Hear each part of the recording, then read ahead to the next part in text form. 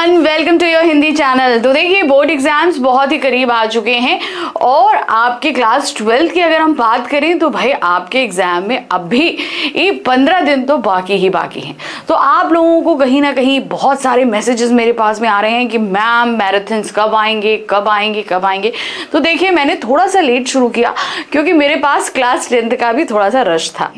तो इसको ध्यान में रखते हुए मैंने हर एक बुक को सेपरेटली आपके लिए लेकर आई।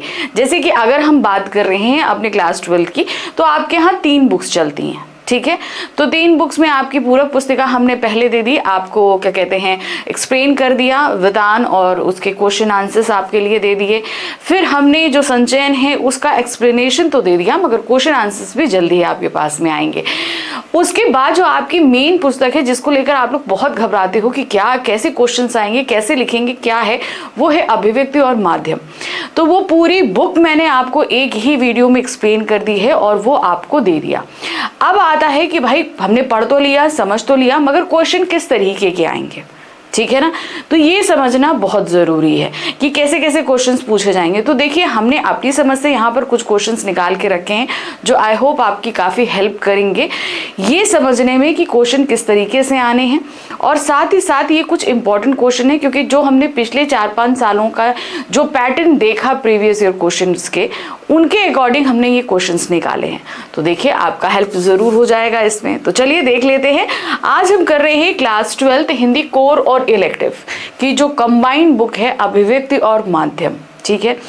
जहां कोर्स ए के पास में 7 अध्याय आते हैं, वहीं कोर्स बी में 6 अध्याय आते हैं। सॉरी, यहाँ पर कोर और इलेक्टिव की बात हो रही है, मैं 10th की मोड में चली गई।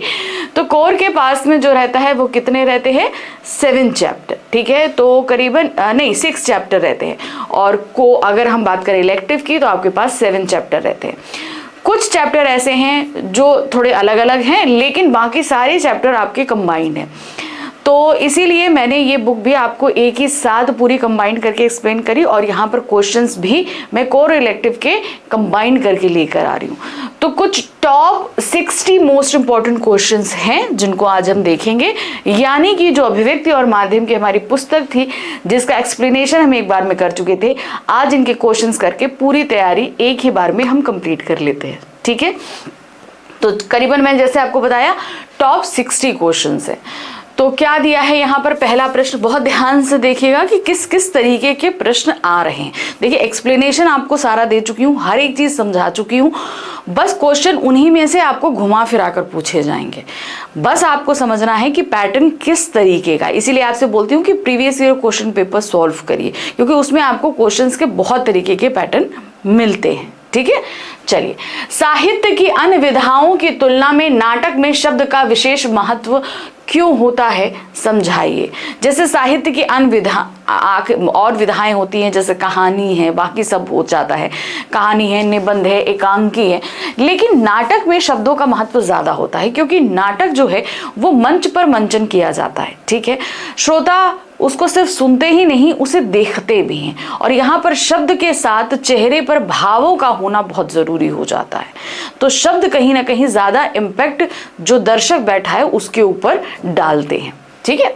चलिए देखते हैं। साहित्य की अन्य विधाओं जैसे कहानी, उपन्यास, कविता की तुलना में नाटक में शब्दों का विशेष महत्व इसलिए है क्योंकि नाटक एक दृश्य श्रव्य काव्य जिसे देखा भी जा सकता है, सुना भी जा सकता है। लेकिन बाकी जो काव्य जो विधाएं होती हैं वो सिर्फ पढ़ी या सुनी जा सकती हैं, उनको हम देख नहीं सकते, ठीक है। जो मुख्यतः संवाद पर टिकी होती है। कहानी की तरह इसमें लेखक घटनाओं का वर्णन नहीं करता, बल्कि पात्र अपने संवादों यानी कि शब्दों के माध्यम से ही कथा को आगे बढ़ाते हैं, अपनी भावनाएं व्यक्त करते हैं और मंच पर जीवंतता लाते हैं।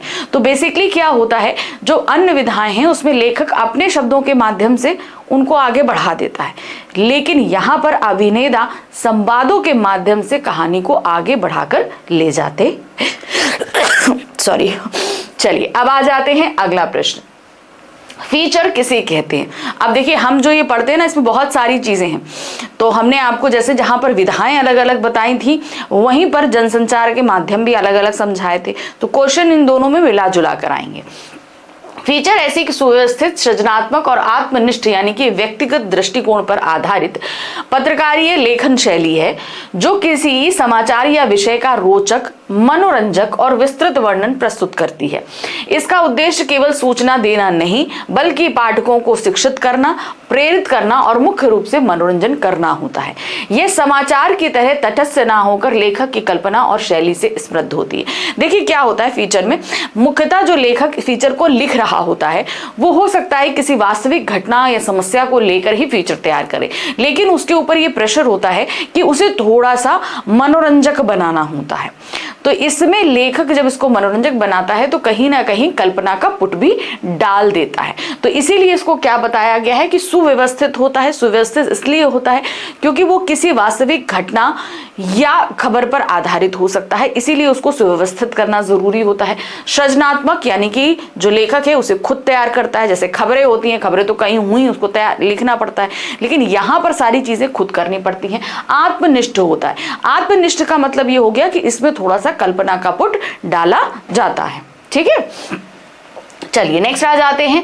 परिपत्र या सर्कुलर किसे कहते हैं, इसका मुख्य विशेषताएं और उद्देश्य बताइए। देखिए ये परिपत्र या सर्कुलर जो होता है ये एक सरकारी दस्तावेज होता है, ठीक है, जहां पर कुछ समूहों को एक सूचना प्रस्तारित की जाती है। ठीक है, तो ये समझिए आप लोगों ने 11th में जब आपने ये बुक पढ़ी थी तो उसमें एक टॉपिक सर्कुलर और परिपत्र था। ठीक है, याद करो, उसका फॉर्मेट भी मैंने आप लोग को सिखाया था, कुछ वैसा ही। परिपत्र एक ऐसा आधिकारिक या प्रशासनिक पत्र होता है जिसके माध्यम से एक ही समय में कोई महत्वपूर्ण सूचना, निर्देश या आदेश अनेक विभाग या कार्यालयों या संबंधित व्यक्तियों को भेजा जाता है। समझ में आया? सिर्फ एक ही पत्र के द्वारा वो कई ऑफिसेज में प्रसारित किया जा सकता है। यह एक तरह का सामूहिक संदेश है, क्योंकि क्या करते हैं कि इसमें एक पत्र से हम इनको कई विभागों, कार्यालयों या व्यक्तियों को हम एक साथ भेजते हैं, जो किसी संगठन के अंदर समान जानकारी को सबको पहुंचाने के लिए जारी किया जाता है। तो ये एक तरीके से अर्ध सरकारी होता है, पूरी तरीके से सरकारी नहीं, अर्ध सरकारी होता है। अब इसकी मुख्य विशेषताएं और उद्देश्य क्या है? प्रेषक एक और प्राप्तकर्ता अनेक होते हैं, यानी कि भेजने वाला एक होगा लेकिन ये इसको लेने वाले बहुत सारे लोग हो जाते हैं। जब एक ही संदेश कई लोगों या कार्यालय को देना हो, उद्देश्य क्या होता है? नीतियों, छुट्टियों, नियमों या विशेष बैठकों की जानकारी साझा करना। अब जैसे गवर्नमेंट है वो स्कूलों को सर्कुलर ये देता है कि आपको इतने दिन छुट्टियां करनी है, इतने दिन स्कूल लगाना है, तो ये एक सर्कुलर इशू होता है लेकिन ये राज्य के सभी स्कूलों के लिए जाता है। ठीक है, तो उसका क्या मतलब है कि बहुत सारे या तो रूल्स बना दिए गए या चेंज कर दिए गए। जैसे सीबीएसई है, एक सर्कुलर जारी करेगा लेकिन सीबीएसई रिलेटेड सभी स्कूलों में वो नियम लागू होते हैं। औपचारिकता, यह एक आधिकारिक दस्तावेज है तो आमतौर पर लेटर हेड पर होता है। अब लेटर हेड यानी कि जैसे सरकारी कोई भी, जैसे हमने बताया कि गवर्नमेंट की तरह कलेक्टर की तरफ से होगा या सीबीएसई की तरफ से होगा या एनटीएससी की तरफ से, किसी भी सरकारी या अर्ध सरकारी संस्थानों की तरफ से अगर ये इशू किया जाता है तो ये उनके लेटर हेड पर ही इशू किया जाता है। प्रारूप, यह सरकारी या व्यावसायिक पत्र के समान ही होता है लेकिन इसमें सेवा में के स्थान पर प्राप्तकर्ताओं का समूह उल्लेखित होता है। समझ में आया? हम सेवा, जैसे एक हम औपचारिक पत्र लिखते हैं, पूरा फॉर्मेट वैसा होगा लेकिन जहां पर स्टार्टिंग में हम सेवा में लिखते हैं उसको हम हटा देते हैं। तो जो प्राप्तकर्ताओं का ग्रुप होता है, जैसे स्कूल को है तो स्कूल होगा, कार्यालय होगा तो कार्यालय, सभी कार्यालयों, सभी सीबीएसई मान्यत स्कूल, इस तरीके से आपका उस जगह पर लिख दिया जाएगा। उपयोग, इसका उपयोग व्यावसायिक संगठनों, सरकारी विभागों और स्कूलों में किया जाता है, जैसा कि अभी हमने आपको बताया भी था। अगला प्रश्न है, पत्रकारीय विशेषज्ञता से क्या तात्पर्य है? अब पत्रकारीय विशेषज्ञता, पत्रकार तो आपको समझ में आ गया कौन होता है। अब उसको लिखने के लिए एक विशेषज्ञता प्राप्त, आजकल तो क्या होता है कि भाई हर एक चीज की अगर विशेषज्ञता प्राप्त करनी है तो उससे संबंधित कोर्स हैं, आप कर लो। ठीक है ना। तो यहां पर क्या है देखिए, पत्रकारीय विशेषज्ञता से तात्पर्य है कि पत्रकार किसी विशिष्ट विषय या क्षेत्र जैसे राजनीति, खेल, अर्थव्यवस्था, रक्षा, विज्ञान में गहरा ज्ञान, अनुभव और कौशल विकसित करे, यानी कि उसकी डीपनी नॉलेज उस पत्रकार को होनी चाहिए। अब क्या होता है, जो पत्रकार होता है उसकी अपनी एक बीट होती है और वो उसी बीट के अकॉर्डिंग, जो उसकी बीट है उसी के अकॉर्डिंग उसको क्षेत्र मिला है, अब उसी में वो अपनी इंफॉर्मेशन बढ़ाता जाएगा, अनुभव बढ़ाता जाएगा, जानकारियां एकत्र करता जाएगा, तो धीरे धीरे उसको विशेषज्ञता प्राप्त हो जाती है। यह साधारण रिपोर्टिंग से आगे बढ़कर घटनाओं की व्याख्या, विश्लेषण और उसके दूरगामी प्रभावों को पाठकों, दर्शकों के लिए सरल बनाकर प्रस्तुत करने की निपुणता रखता है। स्तंभ लेखन किसे कहते हैं? समाचार पत्र में इन्हें कहां प्रकाशित किया जाता है? स्तंभ का मतलब सीधे सीधे, हम स्तंभ लेखन बाद में समझेंगे, पहले हम स्तंभ का मतलब समझेंगे। स्तंभ का मतलब होता है कोई खंबा, ठीक है, खंबा या पिलर जिसको हम बोलते हैं। हम इसको हिला नहीं सकते, पहली चीज ऐसे समझना, हम इसको हिला नहीं सकते हैं, ठीक है, वो अपनी जगह जहां पर है, क्योंकि वो एक सपोर्ट का काम करता है कहीं ना कहीं एक पूरे स्ट्रक्चर के लिए। उसी तरीके से क्या होता है, जो समाचार पत्र होता है, स्तंभ भी कुछ इसी तरीके, स्तंभ का मतलब होता है एक क्या कहते हैं, पृष्ठ पर एक कॉलम परमानेंटली किसी के लिए बुक्ड कर दिया जाए। अब अक्सर क्या होता है कि कुछ लेखक जो हैं वो बहुत प्रसिद्ध होते हैं, उनके लेख जो हैं वो बहुत प्रसिद्ध होते हैं, तो अक्सर समाचार पत्र वाले क्या करते हैं, उन लेखक को अपना एक पृष्ठ का एक कॉलम दे देते हैं कि आपको डेली यहाँ पर कुछ ना कुछ हमें देना है जो हम यहाँ पर छापेंगे, ठीक है। उस स्तंभ की अपनी एक वर्ड लिमिट होती है। आप मान लीजिए लेख के लिए उन्होंने बोल दिया कि हम 500 शब्दों का आपको एक लेख का कॉलम दे रहे हैं, आपको डेली यहाँ पर कुछ लिख कर देना है। अब उसमें क्या लिखना है, क्या टॉपिक होना है, स्तंभ होगा, आलेख होगा, फीचर होगा, लेख होगा, क्या होगा, ये लेखक के ऊपर छोड़ दिया जाता है। लेकिन वहां उस पर्टिकुलर एरिया पे कुछ ना कुछ उस लेखक द्वारा छपेगा जरूर, ठीक है, ये होता है। तो पर्टिकुलर कभी वो एक बुक्ड रहता है और कभी कभी ऐसा भी होता है कि वो किसी एक ही लेखक के लिए बुक्ड हो, और कभी कभी वहां पर लेखक के लेख बदलते भी रहते हैं।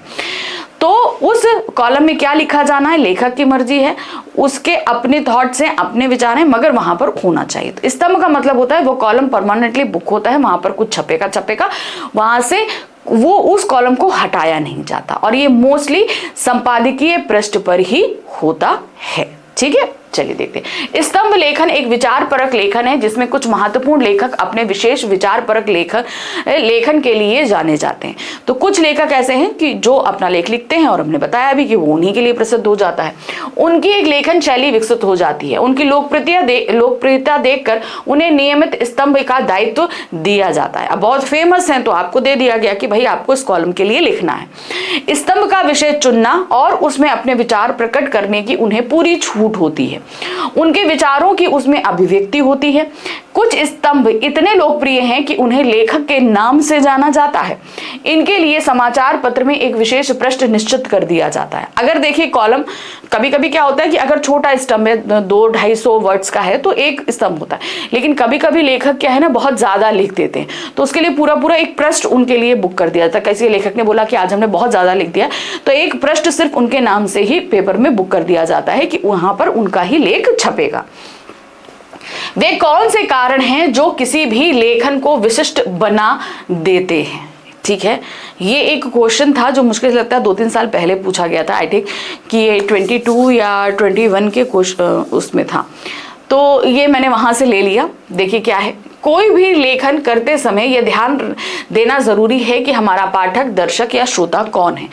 यानी जब लिखा जा रहा है तो जाहिर सी बात है पत्रकारीय लेखन है, तो उसको कौन पढ़ रहा है, देख रहा है या सुन रहा है, हमारी बातें उन्हें समझ में आ रही हैं या नहीं आ रही, हमारे तर्क या तथ्य आपस में मेल खा रहे हैं या नहीं खा रहे हैं, हमारी अभिव्यक्ति उनकी जिज्ञासा या समस्या का समाधान करने में सक्षम हो, ये लेखन को विशिष्ट बनाने के लिए अति आवश्यक है। अब भाई कुछ कभी क्या होता है कि सिर्फ लिख दिया गया, पढ़ने वाले या सुनने वाले या देखने वाले को समझ में नहीं आ रहा है, तो वो लोकप्रिय होएगा ही नहीं। जब सामने वाला सुनेगा ही नहीं, देखेगा ही नहीं, तो तो खाकू प्रसिद्ध होगा? बिल्कुल नहीं होगा।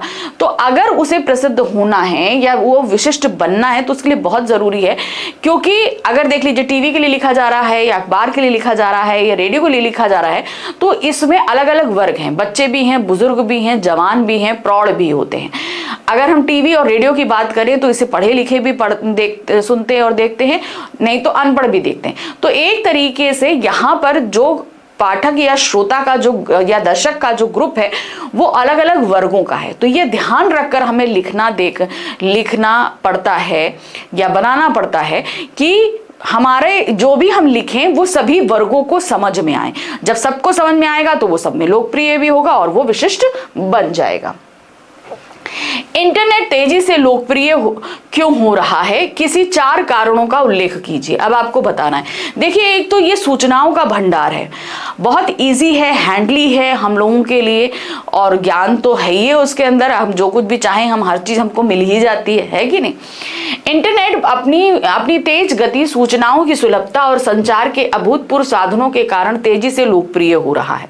यह शिक्षा, मनोरंजन, व्यवसाय और दैनिक कार्यों जैसे बैंकिंग और खरीदारी को घर में बैठे आसान बना रहा है, जिससे यह जीवन का अभिन्न अंग बन गया। अब देखिए, हमें खाना मंगाना हो या रॉ मटेरियल मंगाना हो, आसानी से हम कर सकते हैं।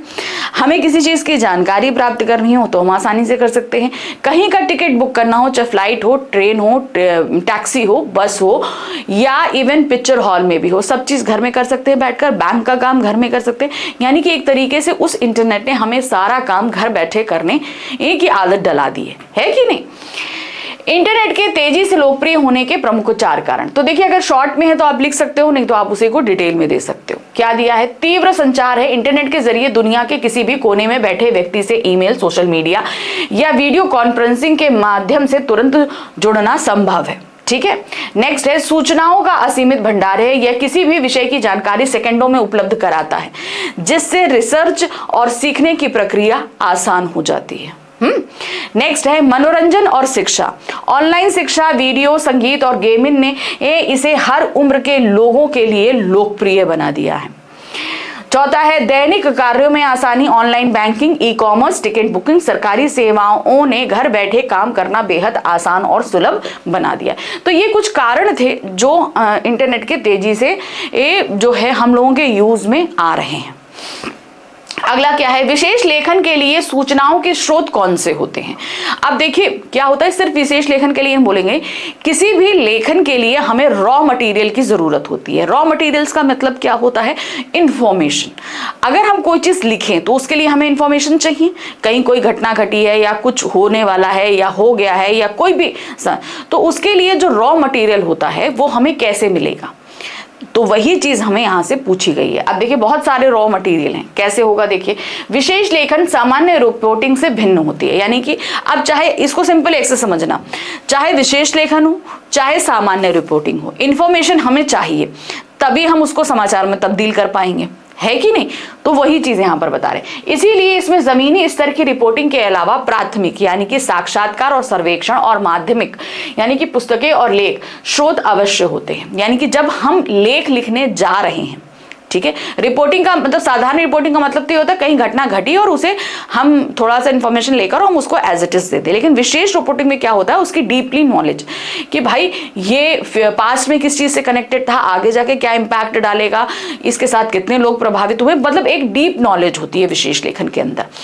तो यहां पर जो इन्होंने दिया है कि अगर हम विशेष लेखन कर रहे हैं तो उसके लिए हमने कोई सर्वेक्षण किया हो, इंटरव्यू लिया हो या हमने पुस्तकों का रेफरेंस लिया हो, इस तरीके के रेफरेंस हमारे लिए हेल्प करते हैं। अब इनके प्रमुख स्रोत तो देखिए क्या है? संबंधित विशेषज्ञ और पेशेवर। संबंधित बीट के विशेषज्ञों या विषय विशेषज्ञों से बातचीत करिए। यानी कि जहां कहीं पे भी कोई घटना घटी है तो उससे संबंधित जो लोग हैं उनसे हम बातचीत करें तो हमें बहुत सारी इंफॉर्मेशन मिलती है। फिर मंत्रालय और सरकारी विभाग, संबंधित मंत्रालय के अधिकारी, सूत्र, दस्तावेज की रिपोर्ट। अब अगर मान लीजिए उससे कोई संबंधित कोई भी मंत्रालय है तो उससे पहले कोई रिपोर्ट बनी होगी, कोई संबंधित कागजात होंगे, वो एकत्र करिए, वो भी स्रोत हो सकते हैं। प्रेस कॉन्फ्रेंस और विज्ञप्तियां, आधिकारिक प्रेस विज्ञप्तियां, जनसंपर्क विभाग और PIB। यानी कि यहाँ पर सीधे सीधे उन्होंने ये चीज कही है कि जो समाचार कंपनियां इनसे रिलेटेड हैं उनके पास इससे रिलेटेड बहुत सारी इंफॉर्मेशन होती है, बहुत सारी प्रेस विज्ञप्तियां निकलती हैं, उनको भी आप रेफरेंस के तौर पर ले सकते हो। शोध और अकादमिक जर्नल, वैज्ञानिक अध्ययन, अकादमिक जर्नल और शोध पत्र, यानी कि अगर उस विषय में कोई भी रिसर्च की गई है, शोध किया गया है, तो वो भी आपके विशेष लेखन में हेल्प कर सकती है। इंटरनेट और डेटाबेस, विश्वसनीय वेबसाइटें, ऑनलाइन डेटा और डिजिटल पुस्तकालय। अब इसमें हम शोध के जो स्रोत हो सकते हैं वो क्या हो सकते हैं, इंटरनेट की मदद ले सकते हैं, लेकिन हर एक साइट का नहीं, हमें क्या है, विश्वसनीय जो साइट्स होती हैं उन्हीं से हम डाटा कलेक्ट कर सकते हैं। दस्तावेज और अभिलेख, सरकारी प्रकाशन, कानून, नीतियां और सांख्यिकीय आंकड़े, यानी कि सरकारों द्वारा इनसे रिलेटेड अगर कोई आंकड़े प्रस्तावित किए गए हैं तो वो भी हमारे लिए कार्य कर सकते हैं। फील्ड रिपोर्टिंग और साक्षात्कार, सीधे तौर पर घटना स्थल पर जाकर जानकारी जुटाना, ये प्राथमिक स्रोत होता है, यानी कि ये सबसे पहला, कहीं घटना घटी है तो उस घटना स्थल पर जाइए, तो वहां का जो प्रत्यक्षदर्शी होगा या भुक्तभोगी होगा उससे आप इंटरव्यू लोगे, तो वो आपका पहला स्रोत होता है जहां से हमें इंफॉर्मेशन मिलती है। अन्य स्रोत, पुरानी फाइलें, रिपोर्ट, व्यावसायिक पुस्तकें, पत्रिकाएं और वेबसाइट, इनको भी खंगालें तो हमें बहुत सारी खबरें मिल सकती हैं। तो विशेष लेखन के लिए ये सारी चीजें, अब ये डिपेंड करता है कि ये खबरें किस क्षेत्र से जुड़ी हैं, उस क्षेत्र से आप जो है जानकारियां एकत्र कीजिए। डेस्क और बीट किसे कहते हैं, इनका संबंध किससे है? जाहिर सी बात है, डेस्क और बीट आप सभी को पता है कि पत्रकारिता से संबंध होता है। पत्रकारिता के क्षेत्र में अगर पत्रकार को इसके रुचि के अनुसार कार्य करने का क्षेत्र दिया जाता है तो वो उसकी बीट होती है। ऑफिस में काम करने का जो एरिया होता है वो उस पत्रकार की डेस्क कहलाती है। ठीक है, पत्रकारिता में बीट का अर्थ संवाददाता द्वारा जानकारी व रुचि के आधार पर चुना गया एक निश्चित कार्य क्षेत्र या विषय है, जैसे पुलिस, खेल, शिक्षा, अपराध है, जहां से वह खबरें लाता है। डेस्क वह स्थान या विभाग है जहां संवाददाता द्वारा लाई गई खबरों का संपादन, चयन और प्रबंधन कर उन्हें प्रकाशन या प्रसारण योग्य बनाया जाता है। दोनों का संबंध मीडिया यानी कि प्रिंट और इलेक्ट्रॉनिक से है। समझ में आया? मीडिया यानी कि क्या हो गया, प्रिंट या इलेक्ट्रॉनिक। अब जैसे समाचार पत्र है वो प्रिंट में भी है और डिजिटल भी है तो वो इलेक्ट्रॉनिक भी है। तो समझ में आ गया बीट और डेस्क क्या होता है। उल्टा पिरामिड शैली का विकास कहाँ हुआ और क्यों हुआ? आप सभी को पता है उल्टा पिरामिड शैली का जो शुरुआत है 19वीं सदी में अमेरिका के गृह युद्ध के दौरान हुआ था। कारण ये था कि वहां पर खबरें इतनी तेजी से आ रही थी कि उन्हें पूरा विस्तार से, पहले क्या होता था, समाचार लेखन की सीधी पिरामिड शैली चलती थी, तो उसमें क्या होता था, पहले कम इंपॉर्टेंट, फिर थोड़ी, फिर थोड़ी करके फिर इंपॉर्टेंट खबरें दी जाती थी। तो फिर इसमें खबरें एक बहुत जल्दी जल्दी आने के कारण सारी खबरें नहीं पहुंच पा रही थी। तब ये उल्टा पिरामिड शैली जहां पर इंपॉर्टेंट खबर तुरंत दे दी जाती है और फिर उससे कम घटते स्रोत में दी जाती है। तो उस समय खबरों की अधिकता के कारण इस शैली का इजाद हुआ था और वो धीरे धीरे प्रचलन में आ गई। उल्टा पिरामिड शैली का विकास 19वीं शताब्दी में अमेरिका में विशेषकर गृह युद्ध के दौरान पत्रकारिता में हुआ था। क्यों हुआ? टेलीग्राफ तकनीक के कारण हुआ। देखते हैं क्या है। उस समय समाचार भेजने के लिए टेलीग्राफ का उपयोग किया जाता था। संदेश कभी कभी बीच में कट जाते थे, इसलिए पत्रकार सबसे महत्वपूर्ण जानकारी कौन, क्या, कब, कहां, क्यों, कैसे शुरुआत में ही लिखने लगे, ताकि यदि खबर अधूरी भी रह जाए तो मुख्य तथ्य पाठकों तक पहुंच जाए। तो समझ में आया?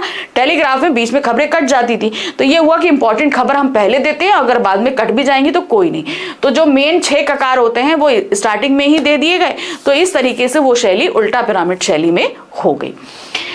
पाठकों की सुविधा के लिए, पाठकों को जल्दी और स्पष्ट जानकारी मिले, इस उद्देश्य से सबसे महत्वपूर्ण तथ्य पहले और कम महत्वपूर्ण विवरण बाद में दिए जाने लगे। संपादन में आसानी होने लगी। समाचार पत्रों के संपादकों को आवश्यकता पड़ने पर नीचे से सामग्री हटाना आसान होता था, क्योंकि कम महत्वपूर्ण बातें अंत में होती थी। अब क्या होता था, कभी कभी खबरें बहुत लंबी हो जाती थी, तो क्या होता है, उल्टा पिरामिड शैली में इंपॉर्टेंट खबरें तो ऊपर दे दी गई, अब अगर उन्हें खबर छोटी करनी है तो नीचे से ही खबरें हटानी पड़ती थी। तो इससे क्या होता था, नीचे से काट छाट कर दो क्योंकि सारी इंपॉर्टेंट खबरें तो ऊपर चली गई हैं, तो उस खबर को छोटा करना आसान हो जाता था। इसलिए भी ये शैली का प्रयोग ज्यादा होने लगा।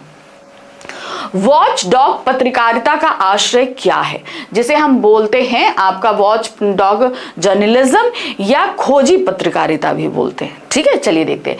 वॉच डॉग जर्नलिज्म हम एक प्रकार की पत्रकारिता है जिसका मुख्य उद्देश्य सरकार, डॉक्यूमेंट्री और अन्य ताकतवर लोगों की गतिविधियों पर नजर रखना। सिंपल क्या है, वॉच डॉग, वॉच का मतलब क्या होता है, देखना है, लगातार देखना कि कहीं कोई ये संस्था द्वारा या बहुत बड़े लोगों द्वारा कोई घपला या घोटाला तो नहीं किया जा रहा है। उनकी सहमति, योग्यता या अन्य कार्य की अनुचित को शामिल करना होता है। इसे निगरानी पत्रकारिता भी कहा जाता है। ठीक है, क्या कहते हैं इसे, निगरानी पत्रकारिता। वॉच डॉग मतलब निगरानी रखना। इस पत्रकारिता का काम समाज के हित में सच को सामने लाना और जनता को सूचित करना होता है ताकि वे अपने अधिकार के प्रति सजग हो सके। वॉच डॉग जर्नलिज्म लोकतंत्र के लिए बहुत महत्वपूर्ण है क्योंकि यह सत्य की विचारधारा को रोकने में मदद करता है। तो सीधे सीधे यहां पर एक चीज मैं आपको बता दूं कि मान लीजिए किसी कंपनी द्वारा छिपे छिपे, यानी अब देखिए बहुत सारे लोग हम लोग के यहाँ इंडस्ट्रीज, बहुत बड़े इंडस्ट्रियलिस्ट होते हैं, तो उन लोगों पर नजर रखना या सरकारी या अर्ध सरकारी संस्थाओं द्वारा कोई घोटाला ना हो या वो कोई गड़बड़ी ना करे। तो पत्रकारिता, जिसे कि लोकतंत्र का चौथा स्तंभ कहा जाता है, तो उसकी ये जिम्मेदारी होती है इस पत्रकारिता, वॉच डॉग पत्रकारिता के अंतर्गत, ताकि वो इन संस्थाओं और इन लोगों पर गहरी नजर रखे ताकि वो कोई गड़बड़ी ना करें। ठीक है, मान लीजिए जैसे इतने बड़े इंडस्ट्रीज हैं, उन्होंने कोई गलत टैरिफ या कुछ लगा दिया, किसी चीज के दाम बहुत ज्यादा बढ़ गए, तो पत्रकारिता में उसके बारे में लिछाला जाता है और उनसे दाम कम करने के लिए जो है उन्हें प्रेशराइज किया जाता है और सरकार को भी इसके लिए प्रेशराइज किया जाता है। तो इस तरीके से लोकतंत्र के लिए ये वॉचडॉग पत्रकारिता बहुत जरूरी होती है ताकि कोई निरंकुश ना हो सके, यानी कि अपनी मर्जी से सारे काम ना कर सके। नाटक को दृश्य काव्य की संज्ञा क्यों दी जाती है? ये बड़ा इंपॉर्टेंट क्वेश्चन है, बहुत बार पूछा जाता है ये कि क्यों हम दृश्य काव्य की संज्ञा उसको देते हैं। नाटक को दृश्य काव्य इसलिए कहा जाता है क्योंकि यह रंगमंच पर अभिनेताओं द्वारा मंचित किया जाता है और दर्शक इसे अपनी आंखों से देखकर तथा कानों से संवाद सुनकर अनुभव करते हैं। ठीक है, उसको फील करते हैं, बात ये होती है। काव्य के दोनों रूप में से यह वह विधा है जो अभिनय, वेशभूषा, भाव भंगिमाओं और मंचीय साज सज्जा के माध्यम से साहित्यिक रस को दृश्य रूप में प्रत्यक्ष आनंदानुभूति कराती है। थोड़ा सा टफ लैंग्वेज है, मैं समझा देती हूँ। क्या होता है, जैसे साहित्य की बहुत सारी विधाएं, सारी विधाओं को अगर हम ले ले तो हम उसे सिर्फ पढ़ सकते हैं या सुन सकते हैं। खाली नाटक एक ऐसी विधा है जिसे हम देख सकते हैं।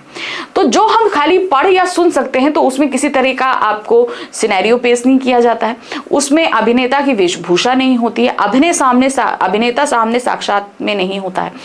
सिर्फ जो है, जो हमारा नाटक है उसी में एक ऐसी फैसिलिटीज कहेंगे या सुविधाएं होती हैं जिसमें दर्शक जो है वो सारी चीजों को देख भी सकता है और सुन भी सकता है और अनुभव कर सकता है। ठीक वैसे ही जैसे कविता को अनुभव करके हम आनंद अनुभूति करते हैं, उसी तरीके से यहाँ पर देख कर हम सारी चीजों को आनंद अनुभूति करते हैं, यानी कि हमें आनंद आता है।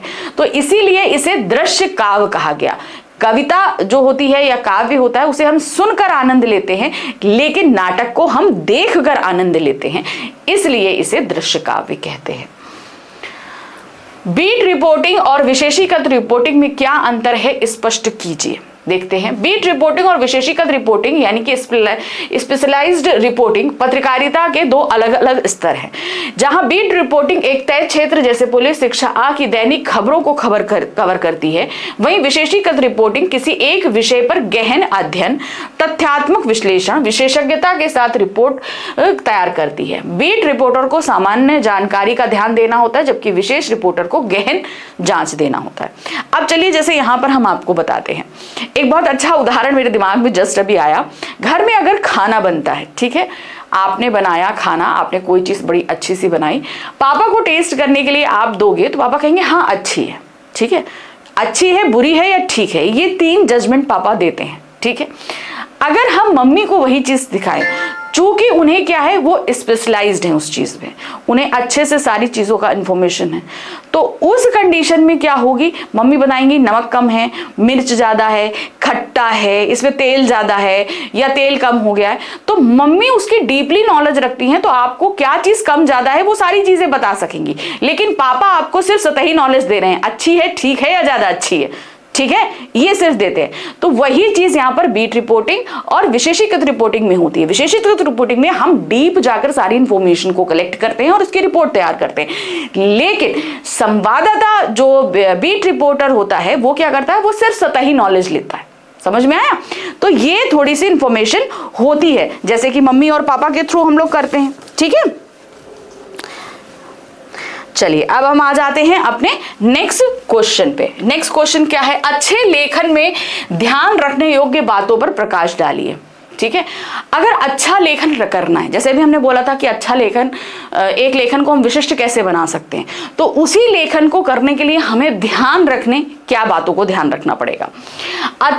एक अच्छे लेखन में निम्नलिखित बातों को ध्यान में रखना चाहिए। क्या है, छोटे वाक्य लिखें, जटिल वाक्यों से बचें और सरल वाक्य संरचना पर जोड़ दें। ठीक, आम बोलचाल की भाषा और शब्दों का प्रयोग करें, गैर जरूरी शब्दों के इस्तेमाल से बचें, यानी कि जिनकी जरूरत नहीं है उन्हें इस्तेमाल करने की जरूरत नहीं है, बिल्कुल भी आपको लिखने की जरूरत ही नहीं है। अच्छा लिखने के लिए प्रतिष्ठित लेखकों की रचनाएं पढ़ें। हम कहते हैं ना, आप लोग बोलते हैं ना कि मैम कैसे हम लिखें, तो बहुत जरूरी अच्छा होता है कि हम कुछ अच्छा मटेरियल पढ़ें। जब हम अच्छा मटेरियल पढ़ते हैं तो हमारे दिमाग में बहुत अच्छे अच्छे थॉट्स भी आएंगे, बहुत अच्छे अच्छे वर्ड्स हमको मिलते हैं, तो हम अच्छा लिख सकते हैं। तो अच्छे लेखकों को पढ़ें। मुहावरे लोकोक्तियों के प्रयोग से लेखन में रंग भरें, ये कहीं ना कहीं थोड़ा लेखन को और ज्यादा इंटरेस्टिंग बना देते हैं। अपने लिखे को पुनः पढ़ें और अशुद्धियों को दूर करें। हमेशा ये होता है, जैसे हम लोग एग्जाम में भी आपसे कहते हैं कि लिखने के बाद थोड़ा टाइम अपने पास रखिए, ताकि आप जो है उस बाद में कोई भी गलती है उसे आप सुधार सकते हैं। लिखते समय ध्यान रखिए कि आपका उद्देश्य अपनी भावनाओं, विचारों और तथ्यों को प्रकट करना है, ना कि दूसरों को प्रभावित करना। यहां पर हम दूसरे को इंप्रेस करने का कोई लिमिट नहीं होती, इसलिए अगर हम उसको करने जाएंगे तो शायद हम कुछ कर ही नहीं पाए। तो मेन क्या होता है, हम क्या सोचते हैं, हम क्या करते हैं, हमें वो लेखन में उतारना है। ठीक है, तो ये पहला काम होता है। एक अच्छा लेखक पूरी दुनिया से लेकर अपने आसपास घटित होने वाली घटनाओं पर पैनी नजर रखता है।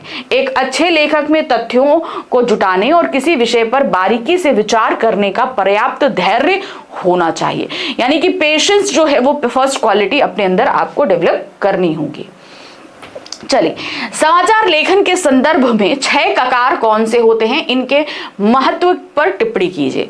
यानी कि जब हम समाचार लेखन करते हैं, समाचार का मतलब यानी कि न्यूज का आपको फुल फॉर्म पता है। ठीक है, नॉर्थ, ईस्ट, वेस्ट, साउथ। ठीक है, ये सारी चीजें हमने आपको पहले ही बहुत पहले बता दी थी, ये तो 11th के सिलेबस में हमने आपको बताई थी।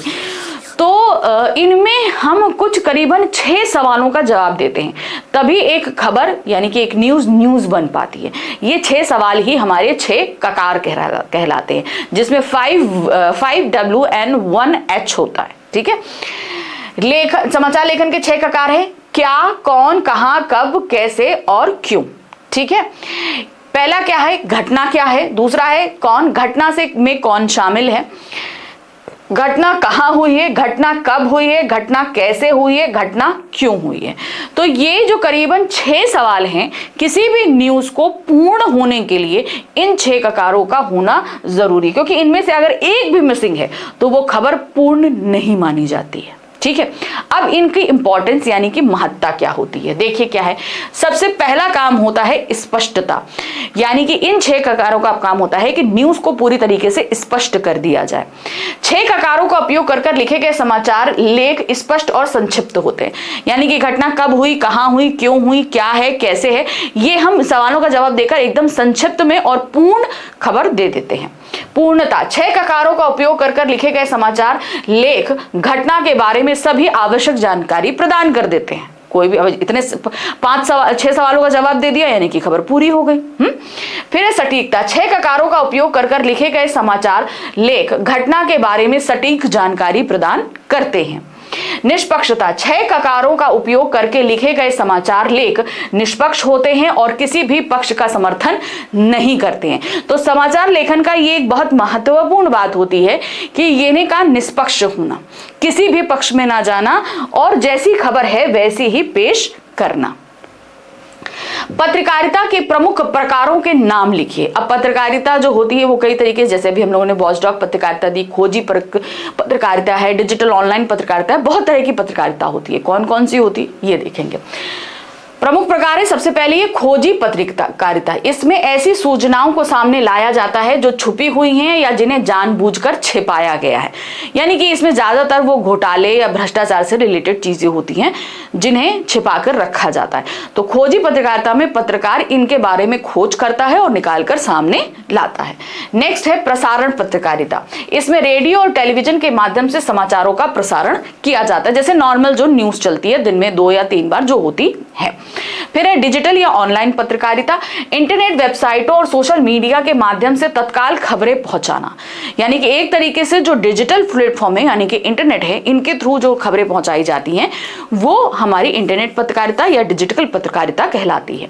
फिर है प्रिंट पत्रकारिता। समाचार पत्र और पत्रिकाओं के माध्यम से जानकारी देना। प्रिंट यानी कि क्या हो गया, जो चीज छपी या मुद्रित होती है। खेल पत्रकारिता, खेलों, खिलाड़ियों और खेल से जुड़ी घटनाओं की पत्रकारिता। आर्थिक पत्रकारिता, व्यापार, अर्थव्यवस्था और वित्तीय मामलों का विश्लेषण। तो सिंपल क्या होता है, ये पत्रकारिताएं हमारे लगभग सभी क्षेत्रों को कवर करने का काम करती हैं। फिर आती है फीचर पत्रकारिता।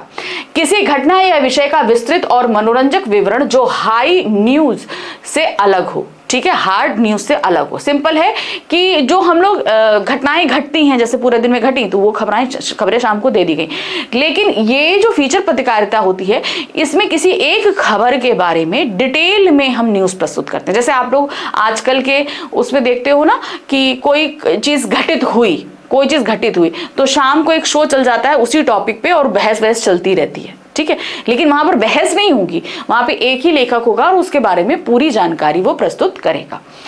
पीत पत्रकारिता, पाठकों को आकर्षित करने के लिए सनसनीखेज, विश्वसनीय या बढ़ा चढ़ाकर पेश की गई खबरें ही पीत पत्रकारिता कहलाती हैं।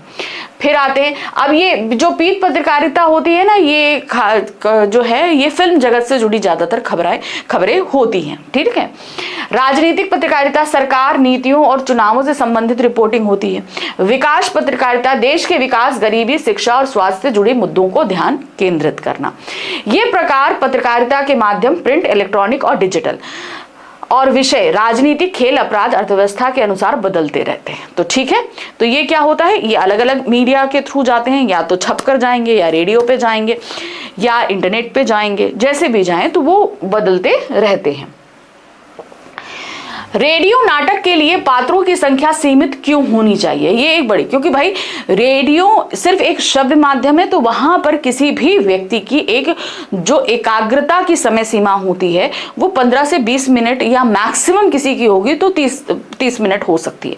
तो उस एकाग्रता की समय अवधि को ध्यान में रखते हुए ही रेडियो नाटक को भी हमें उतनी अवधि में रखना चाहिए, नहीं तो व्यक्ति बोर होने लगेगा और रेडियो बंद करके चला जाएगा।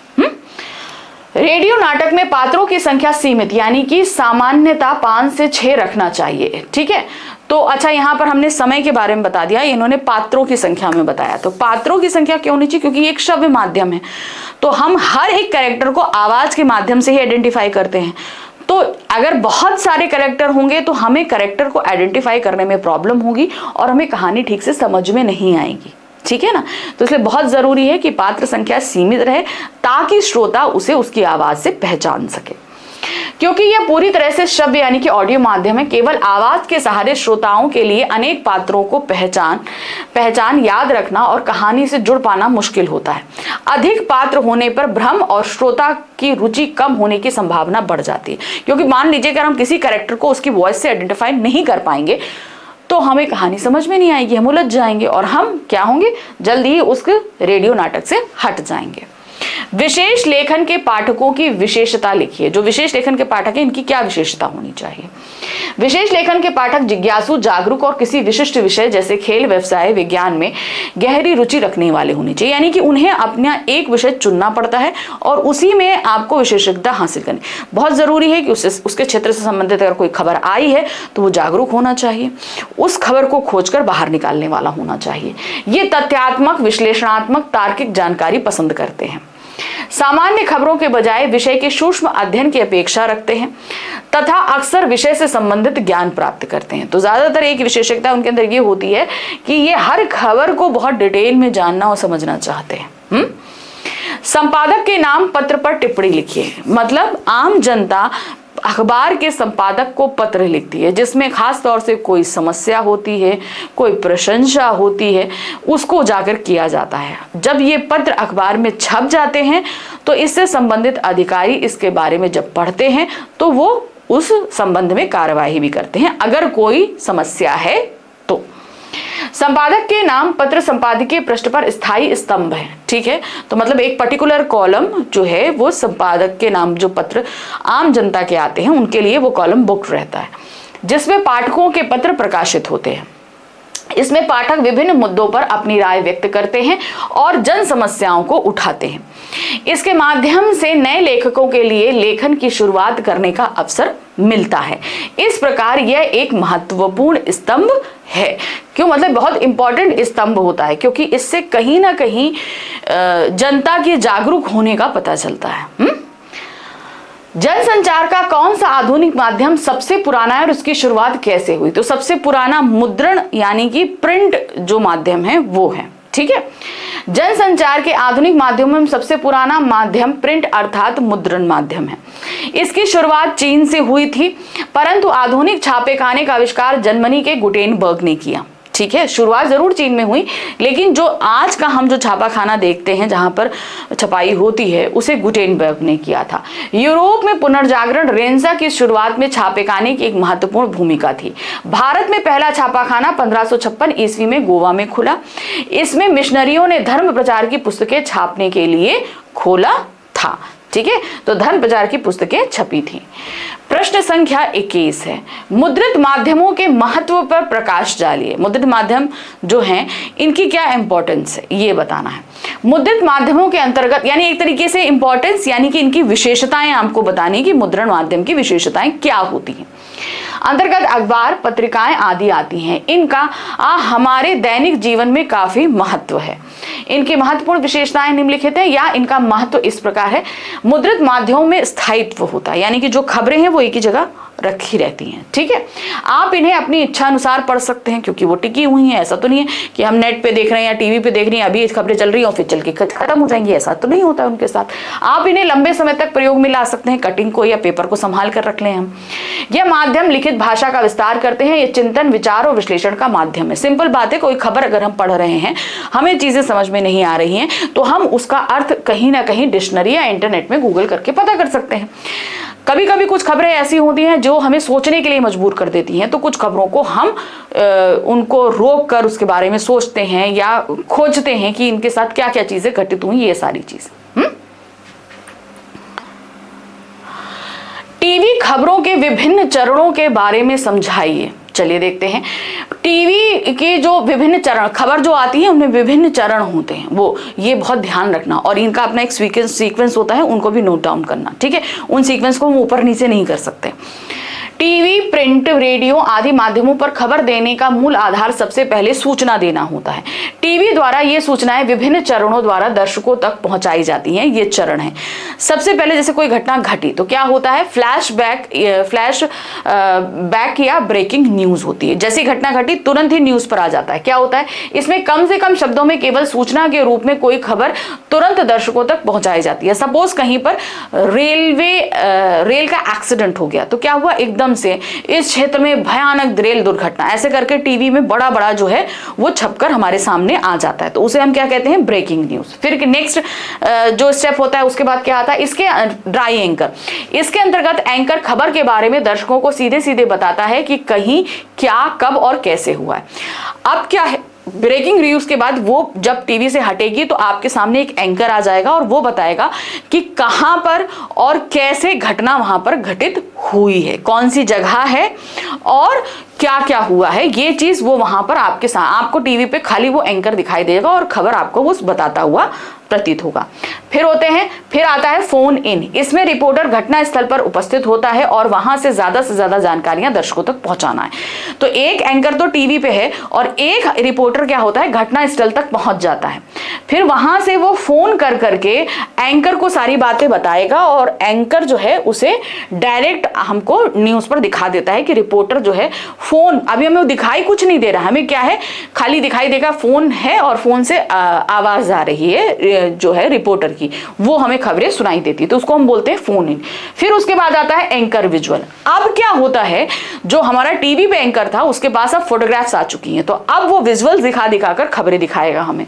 जब घटना के दृश्य या विजुअल मिल जाते हैं तब उन दृश्यों के आधार पर खबर लिखी जाती है जो एंकर पढ़ता है। ठीक, फिर अगला चरण होता है एंकर बाइट। बाइट अर्थात कथन का टेलीविजन पत्रकारिता में बड़ा महत्व है।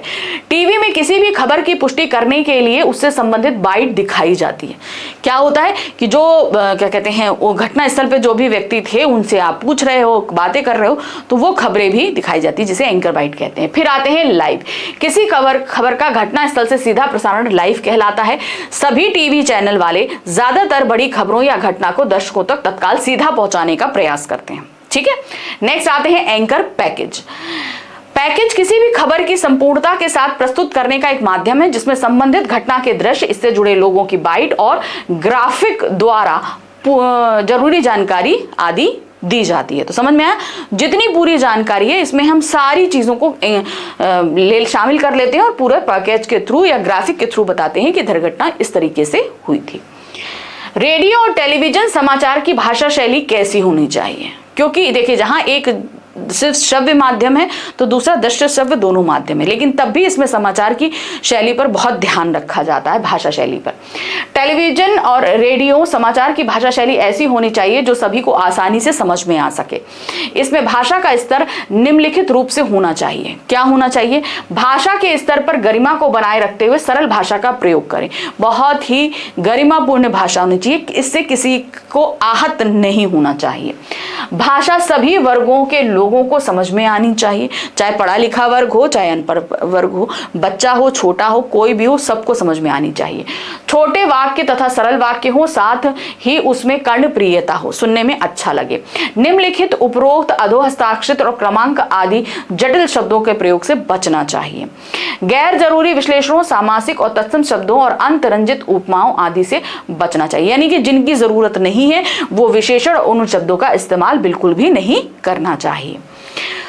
अगला है इंटरनेट पत्रकारिता से आप क्या समझते हैं, भारत में इंटरनेट पत्रकारिता की क्या स्थिति है, तो आपको बतानी है। तो पहले यहाँ पर दो सवाल हैं, दोनों का ही जवाब देना है और ये डिटेल में भी आ सकता है और शॉर्ट में भी आ सकता है।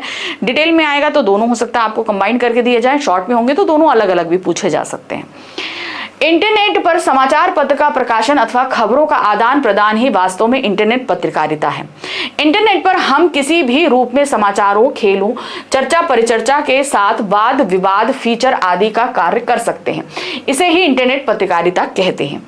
इसी पत्रकारिता को वेब पत्रकारिता भी कहा जाता है। तो इंटरनेट पत्रकारिता या वेब पत्रकारिता क्या होती है ये हमने समझा दिया। अब हम आ जाते हैं कि भारत में इंटरनेट पत्रकारिता की क्या स्थिति है।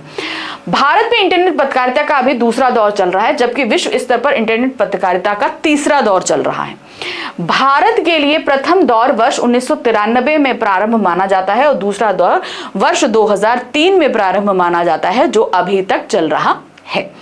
भारत में यथार्थ रूप में rediff.com, इंडिया इन्फोलाइन तथा सीफी जैसी कुछ साइटें वेब पत्रकारिता का कार्य कर रही हैं। रेडिफ को भारत की पहली साइट कहा जा सकता है जो गंभीरता के साथ इंटरनेट पत्रकारिता कर रही है। वेबसाइट पर विशुद्ध पत्रकारिता करने का श्रेय तहलका.com को जाता है। तो ये वेब पत्रकारिता के बारे में कुछ इंफॉर्मेशन थी। अब आ जाते हैं पत्रकारीय लेखन से आप क्या समझते हैं, पत्रकार कितने प्रकार के होते हैं। ठीक है।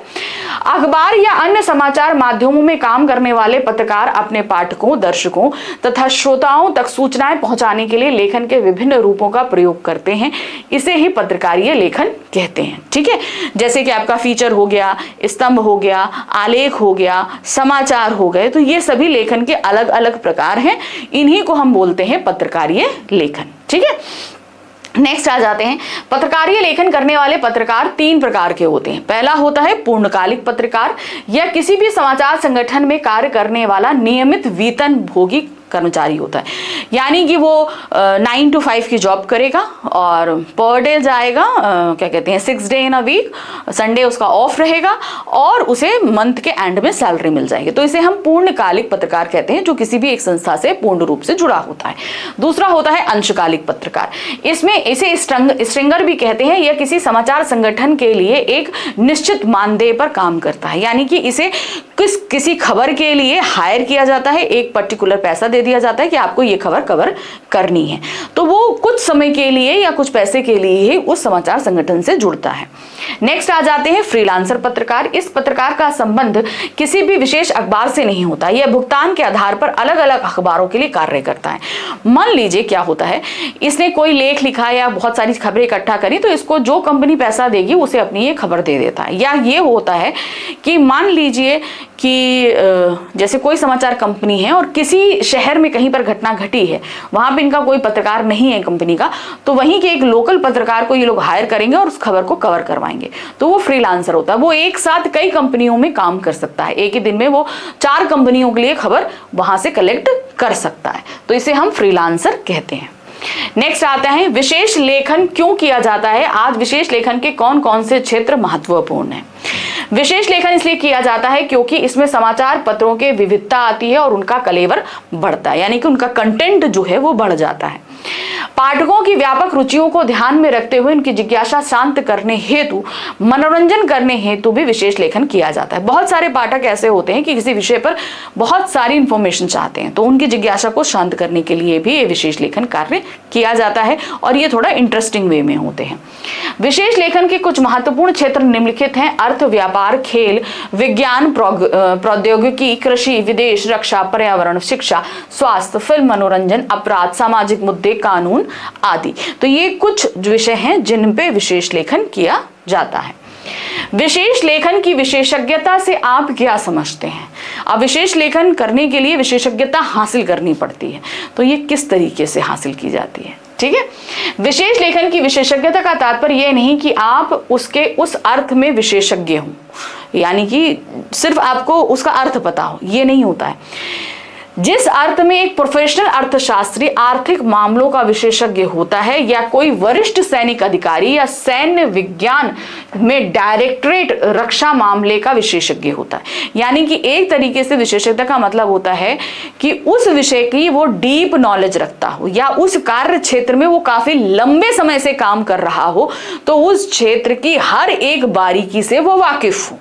ठीक है, लेकिन पत्रकारिता में विशेषज्ञता का अर्थ थोड़ा अलग होता है। विशेषज्ञता से यहाँ तात्पर्य एक तरह की पत्रकारीय विशेषज्ञता से है। पत्रकारीय विशेषज्ञता का अर्थ है कि व्यावसायिक रूप से प्रशिक्षित न होने के बावजूद भी उस विषय में जानकारी तथा अनुभव के आधार पर अपनी समझ को इतना विकसित करना कि उस विषय या क्षेत्र में घटने वाली घटनाओं और मुद्दों की आप सहजता और सरलता से इस प्रकार व्याख्या करें जिससे वह पाठकों की समझ में आ जाए।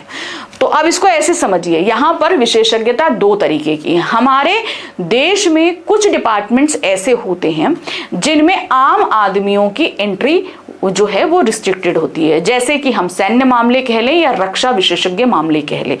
तो अगर हम इस क्षेत्र की विशेषज्ञता की बात करें तो इस क्षेत्र में काम करने वाले लोग ही विशेषज्ञ बन जाते हैं और फिर वो पत्रकारिता के लिए भी कार्य कर सकते हैं। जब वहां से रिटायर हो जाते हैं तो वहां की बहुत सारी चीजों के बारे में हमें बता सकते हैं। लेकिन पत्रकारीय क्षेत्र में जो विशेषज्ञता होती है वो किसी भी क्षेत्र की डीप नॉलेज होती है और उस पर दी जाने वाली खबरें इस तरीके से उस विशेष संवाददाता द्वारा प्रस्तुत की जाती है ताकि आम पाठक जो उस क्षेत्र से संबंधित भी नहीं है उसे वो खबरें आसानी से समझ में आ जाएं। तो इस भाषा में वो उनका लिखना उनका कार्य होता है। अगला प्रश्न है, कहानी और नाटक में अंतर स्पष्ट करना है। तो जब भी अगर कोई डिफरेंशिएट करने वाला कोई भी प्रश्न आए तो हमेशा तालिका बनाकर स्पष्ट करना वो ज्यादा अच्छा रहेगा, नीट एंड क्लीन और प्रेजेंटेबल रहता है। ठीक है, तो एक तरफ लिखेंगे कहानी और दूसरी तरफ लिखेंगे नाटक। कहानी क्या होती है? कहानी एक ऐसी गद्य विधा है जिसमें जीवन के किसी अंक विशेष का मनोरंजन पूर्ण चित्रण किया जाता है। नाटक ऐसी गद्य विधा है जिसका मंच पर अभिनय किया जाता है। कहानी का संबंध लेखक और पाठकों से होता है, नाटक का संबंध लेखक, दर्शक तथा श्रोताओं से होता है। कहानी कही अथवा पढ़ी जाती है, नाटक का मंच पर अभिनय किया जाता है। ठीक है, कहानी का आरंभ मध्य अंत के आधार पर बांटा जाता है, नाटक को दृश्यों में विभाजित किया जाता है, अलग अलग दृश्य जो लगते हैं उसके हिसाब से विभाजित होता है। कहानी में मंच सज्जा तथा प्रकाश का महत्व नहीं होता, क्योंकि वहां तो हम क्या मंच सजाएंगे, नहीं होता, जबकि जो है नाटक में ये सारी चीजें होती हैं। संगीत नाटक में मंच सज्जा, संगीत और प्रकाश व्यवस्था का विशेष महत्व होता है। ठीक है, तो डिफरेंशिएट हमेशा इस तरीके से करेंगे, चाहे जिसके बारे में भी डिफरेंस पूछा जाए। कहानी को नाटक में किस प्रकार रूपांतरित किया जा सकता है? कहानी को नाटक में रूपांतरित करने के लिए अनेक महत्वपूर्ण बातों का ध्यान करना है। ठीक है, क्योंकि कहानी का हमने भी मतलब समझ लिया और नाटक का समझ लिया, दोनों में डिफरेंस होता है। तो जब हम कहानी को नाटक में तब्दील करते हैं तो कुछ चीजों का हमें ध्यान रखना पड़ता है। पहला है, कहानी की कथा वस्तु को समय और स्थान के आधार पर विभाजित किया जाए। कहानी में क्या होता है, जो कथा वस्तु होती है वो एक ही होती है, लेकिन नाटक में हमें हर दृश्य के हिसाब से कथा वस्तु या कथ्य को डिवाइड करना पड़ता है, हर दृश्य के हिसाब से, समय के हिसाब से। कहानी में घटित विभिन्न घटनाओं के आधार पर दृश्यों का निर्माण किया जाता है। अलग अलग घटनाएं घट रही है तो दृश्य भी अलग अलग लगेंगे। कथा वस्तु से संबंधित वातावरण की व्यवस्था की जाती है, पूरा एटमॉस्फेयर वैसा ही क्रिएट किया जाता है। ध्वनि और प्रकाश व्यवस्था का ध्यान रखा जाता है। कथा वस्तु के अनुरूप मंच सज्जा और संगीत का निर्माण किया जाता है। पात्रों के द्वंद्व को अभिनय के अनुरूप परिवर्तित किया जाता है। जो पात्र कहानी में द्वंद्व थे उन्हें अब अभिनेताओं को दिया जाता है और वो संवाद के माध्यम से अपने द्वंद्व को प्रकट करते हैं। संवादों को अभिनय के रूप में के अनुरूप स्वरूप प्रदान किया जाता है। कथानक को अभिनय के अनुरूप स्वरूप प्रदान किया जाता है और जो कथानक होता है उसे अभिनय के हिसाब से हम परिवर्तित करते हैं। नाटक रूपांतरण करते समय कौन कौन सी समस्याएं आती हैं? जब हम कहानी से नाटक रूपांतरण करते हैं तो प्रॉब्लम्स कहाँ कहाँ आती हैं, हमने सावधानियां देख ली, अब प्रॉब्लम्स क्या होती हैं। नाटक रूपांतरण करते समय अनेक समस्याओं का सामना करना पड़ता है जो निम्नलिखित हैं। पहला क्या है? सबसे प्रमुख समस्या कहानी के पात्रों के मनोभावों को कहानीकार द्वारा प्रस्तुत प्रसंगों अथवा मानसिक द्वंद्वों के नाटकीय प्रस्तुति में आती है। क्या होता है, कहानी में जो पात्रों के द्वंद्व हैं, सारी चीजें हैं, उन्हें अब अभिनेताओं को अभिनीत करना पड़ता है। तो उनके अभिनय में इतनी सक्षमता होनी चाहिए कि वो सारे द्वंद्व को दर्शक के सामने एज इट इज प्रस्तुत कर सके। तो ये पहली समस्या होती है, यानी कि अभिनय बहुत अच्छा होना चाहिए। फिर होता है पात्रों के द्वंद्व को अभिनय के अनुरूप बनाने की समस्या आती है। ठीक है, अभिनय में, एक्ट में करने में। संवादों को नाटकीय रूप प्रदान करने में समस्या आती है। अब क्या आ गई, संवाद अभी तो लिखे हुए थे, अब उन्हें बोलना है। बोलने के साथ क्या होता है, वो एक्सप्रेशन भी, चाहे बॉडी लैंग्वेज हो चाहे फेस एक्सप्रेशन हो, उन्हें सामने रखना पड़ता है। संगीत, ध्वनि, प्रकाश व्यवस्था करने में समस्या आती है। किस दृश्य के लिए कैसा संगीत होना चाहिए, कैसी ध्वनि होनी चाहिए, ये सारी चीजें, कैसा प्रकाश होना चाहिए। कथानक को अभिनय के अनुरूप बनाने में समस्या आती है। ठीक है, तो कहानी के कथ्य को हमें नाटक के कथ्य के अनुसार डालने में भी प्रॉब्लम आती है। कहानी को नाटक में किस प्रकार रूपांतरित किया जाता है? ठीक है, अभी हमने देखा क्या समस्याएं आती हैं। ठीक है, कैसे कर सकते हैं। अब किस तरह रूपांतरित करते हैं, देखते हैं। कहानी को नाटक में रूपांतरित करने के लिए अनेक महत्वपूर्ण बातों का ध्यान रखना पड़ता है। पहला है, कहानी कथा वस्तु को समय और स्थान के आधार पर विभाजित करते हैं। कहानी में घटित विभिन्न घटनाओं के आधार पर दृश्यों का निर्माण किया जाता है। जैसे जैसे घटनाएं घट रही हैं वैसे वैसे दृश्य होते हैं। कथा वस्तु से संबंधित वातावरण की व्यवस्था की जाती है। ध्वनि और प्रकाश की व्यवस्था का ध्यान रखा जाता है। कथा वस्तु के अनुरूप मंच सज्जा और संगीत का निर्माण किया जाता है। पात्रों के द्वंद्व को अभिनय के अनुरूप परिवर्तित किया जाता है। संवादों को अभिनय के अनुरूप स्वरूप प्रदान किया जाता है और कथानक को अभिनय के अनुरूप स्वरूप प्रदान किया जाता है। नाट्य रूपांतरित करते समय कौन कौन सी समस्याएं आती हैं? अरे ये तो अभी रिपीट हो गया, फिर से 1 मिनट। ओके, कहानी का नाट्य रूपांतरण करते समय, ओके हाँ, यहाँ से सिनेमा और रंगमंच तथा रेडियो नाटक में क्या क्या समानताएं होती हैं? ठीक है, सिनेमा और रंगमंच तथा रेडियो नाटक में क्या क्या समानता है? अब 3 माध्यम है, सिनेमा है, रंगमंच यानी स्टेज और रेडियो। इनमें समानताएं क्या क्या होती हैं? इसमें एक कहानी होती है, इस कहानी का आरंभ, मध्य और अंत होता है, इसमें चरित्र होते हैं, इसमें पात्रों की आपसी संवाद होते हैं, इनमें पात्रों का परस्पर द्वंद्व होता है और अंत में समाधान होता है। इनमें पात्रों के संवादों के माध्यम से कहानी का विकास होता है। ठीक, चलिए अब आ जाते हैं सिनेमा और रंगमंच तथा रेडियो नाटक में क्या अंतर होता है। ठीक है, सिनेमा और रंगमंच तो एक ही चीज हो गई, और अब आपको बताना है रेडियो नाटक, इनमें क्या अंतर होता है। एक तरफ लिखेंगे सिनेमा रंगमंच और दूसरी तरफ डालेंगे रेडियो नाटक। ठीक है, सिनेमा और रंगमंच दृश्य माध्यम है और रेडियो एक श्रव्य माध्यम है। इसमें दृश्य होते हैं, ठीक है, सिनेमा रंगमंच में, जबकि रेडियो में इसमें दृश्य नहीं होते, इसमें सारा काम हम सुनने के थ्रू करते हैं। फिर आता है इनमें मंच सज्जा और वस्त्र सज्जा का बहुत महत्व होता है। भाई जो चीज दिखाई दे रही है तो उसमें मंच भी सजाना पड़ेगा और वस्त्र भी पहनने पड़ेंगे अच्छे। इनमें इसका कोई महत्व, रेडियो नाटक में मंच सज्जा और जो है वेशभूषा का कोई महत्व नहीं होता। इनमें पात्रों की भाव भंगिमाएं विशेष महत्व रखती हैं रंगमंच में। रेडियो में इनमें भाव भंगिमाओं की कोई आवश्यकता होती नहीं, जब दिखेंगी नहीं तो भाव भंगिमाएं नहीं होंगी। इसमें कहानी को पात्रों की भावनाओं के द्वारा प्रस्तुत किया जाता है।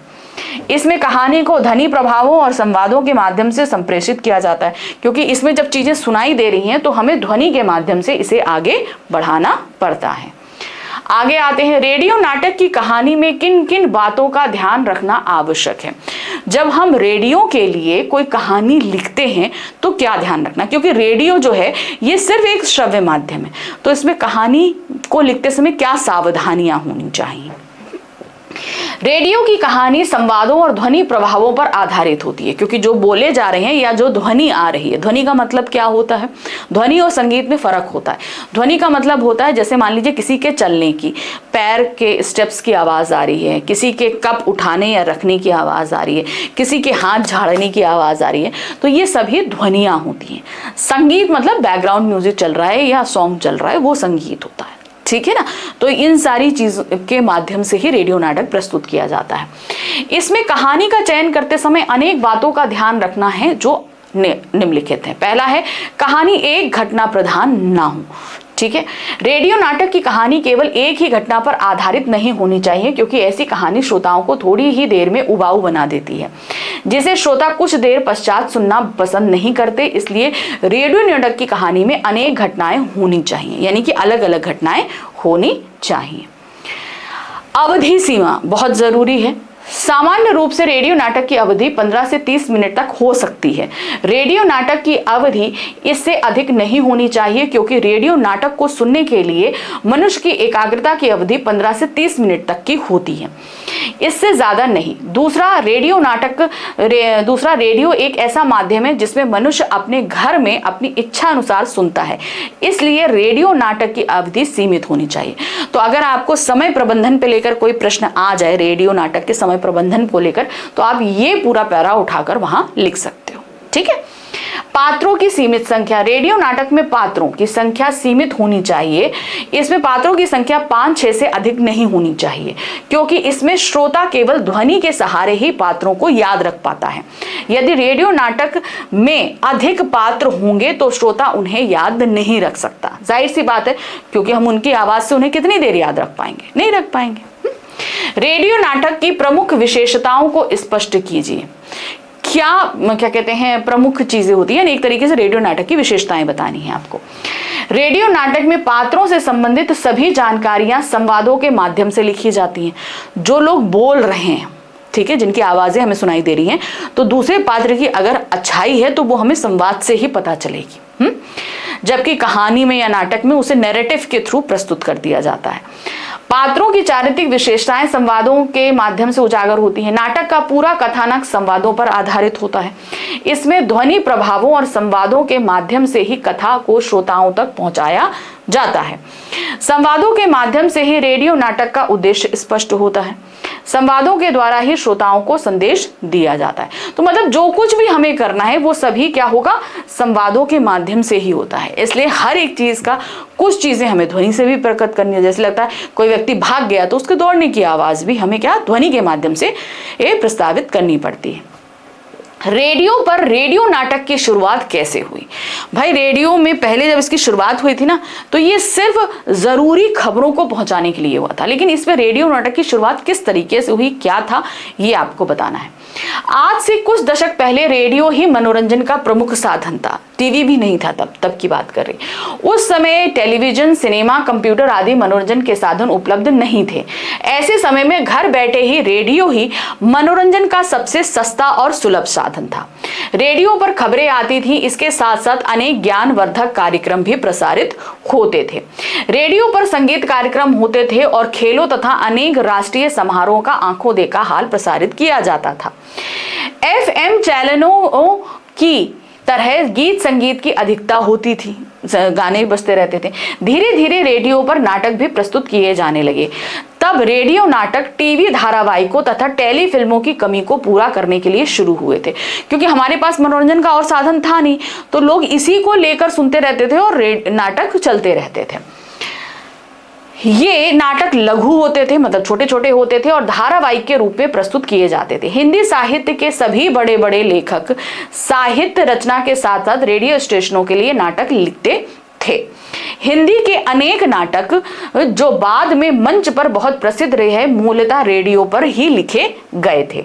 धर्मवीर भारती द्वारा रचित अंधा युग और मोहन राकेश द्वारा रचित आषाढ़ का एक दिन इसका एक श्रेष्ठ उदाहरण है। तो मतलब बड़े बड़े जो लेखक थे उन्होंने रेडियो के लिए नाटक लिखे भी और वो प्रसिद्ध भी हुए। अगला है, नाटक में अभिनय और संवाद योजना के महत्व को रेखांकित कीजिए।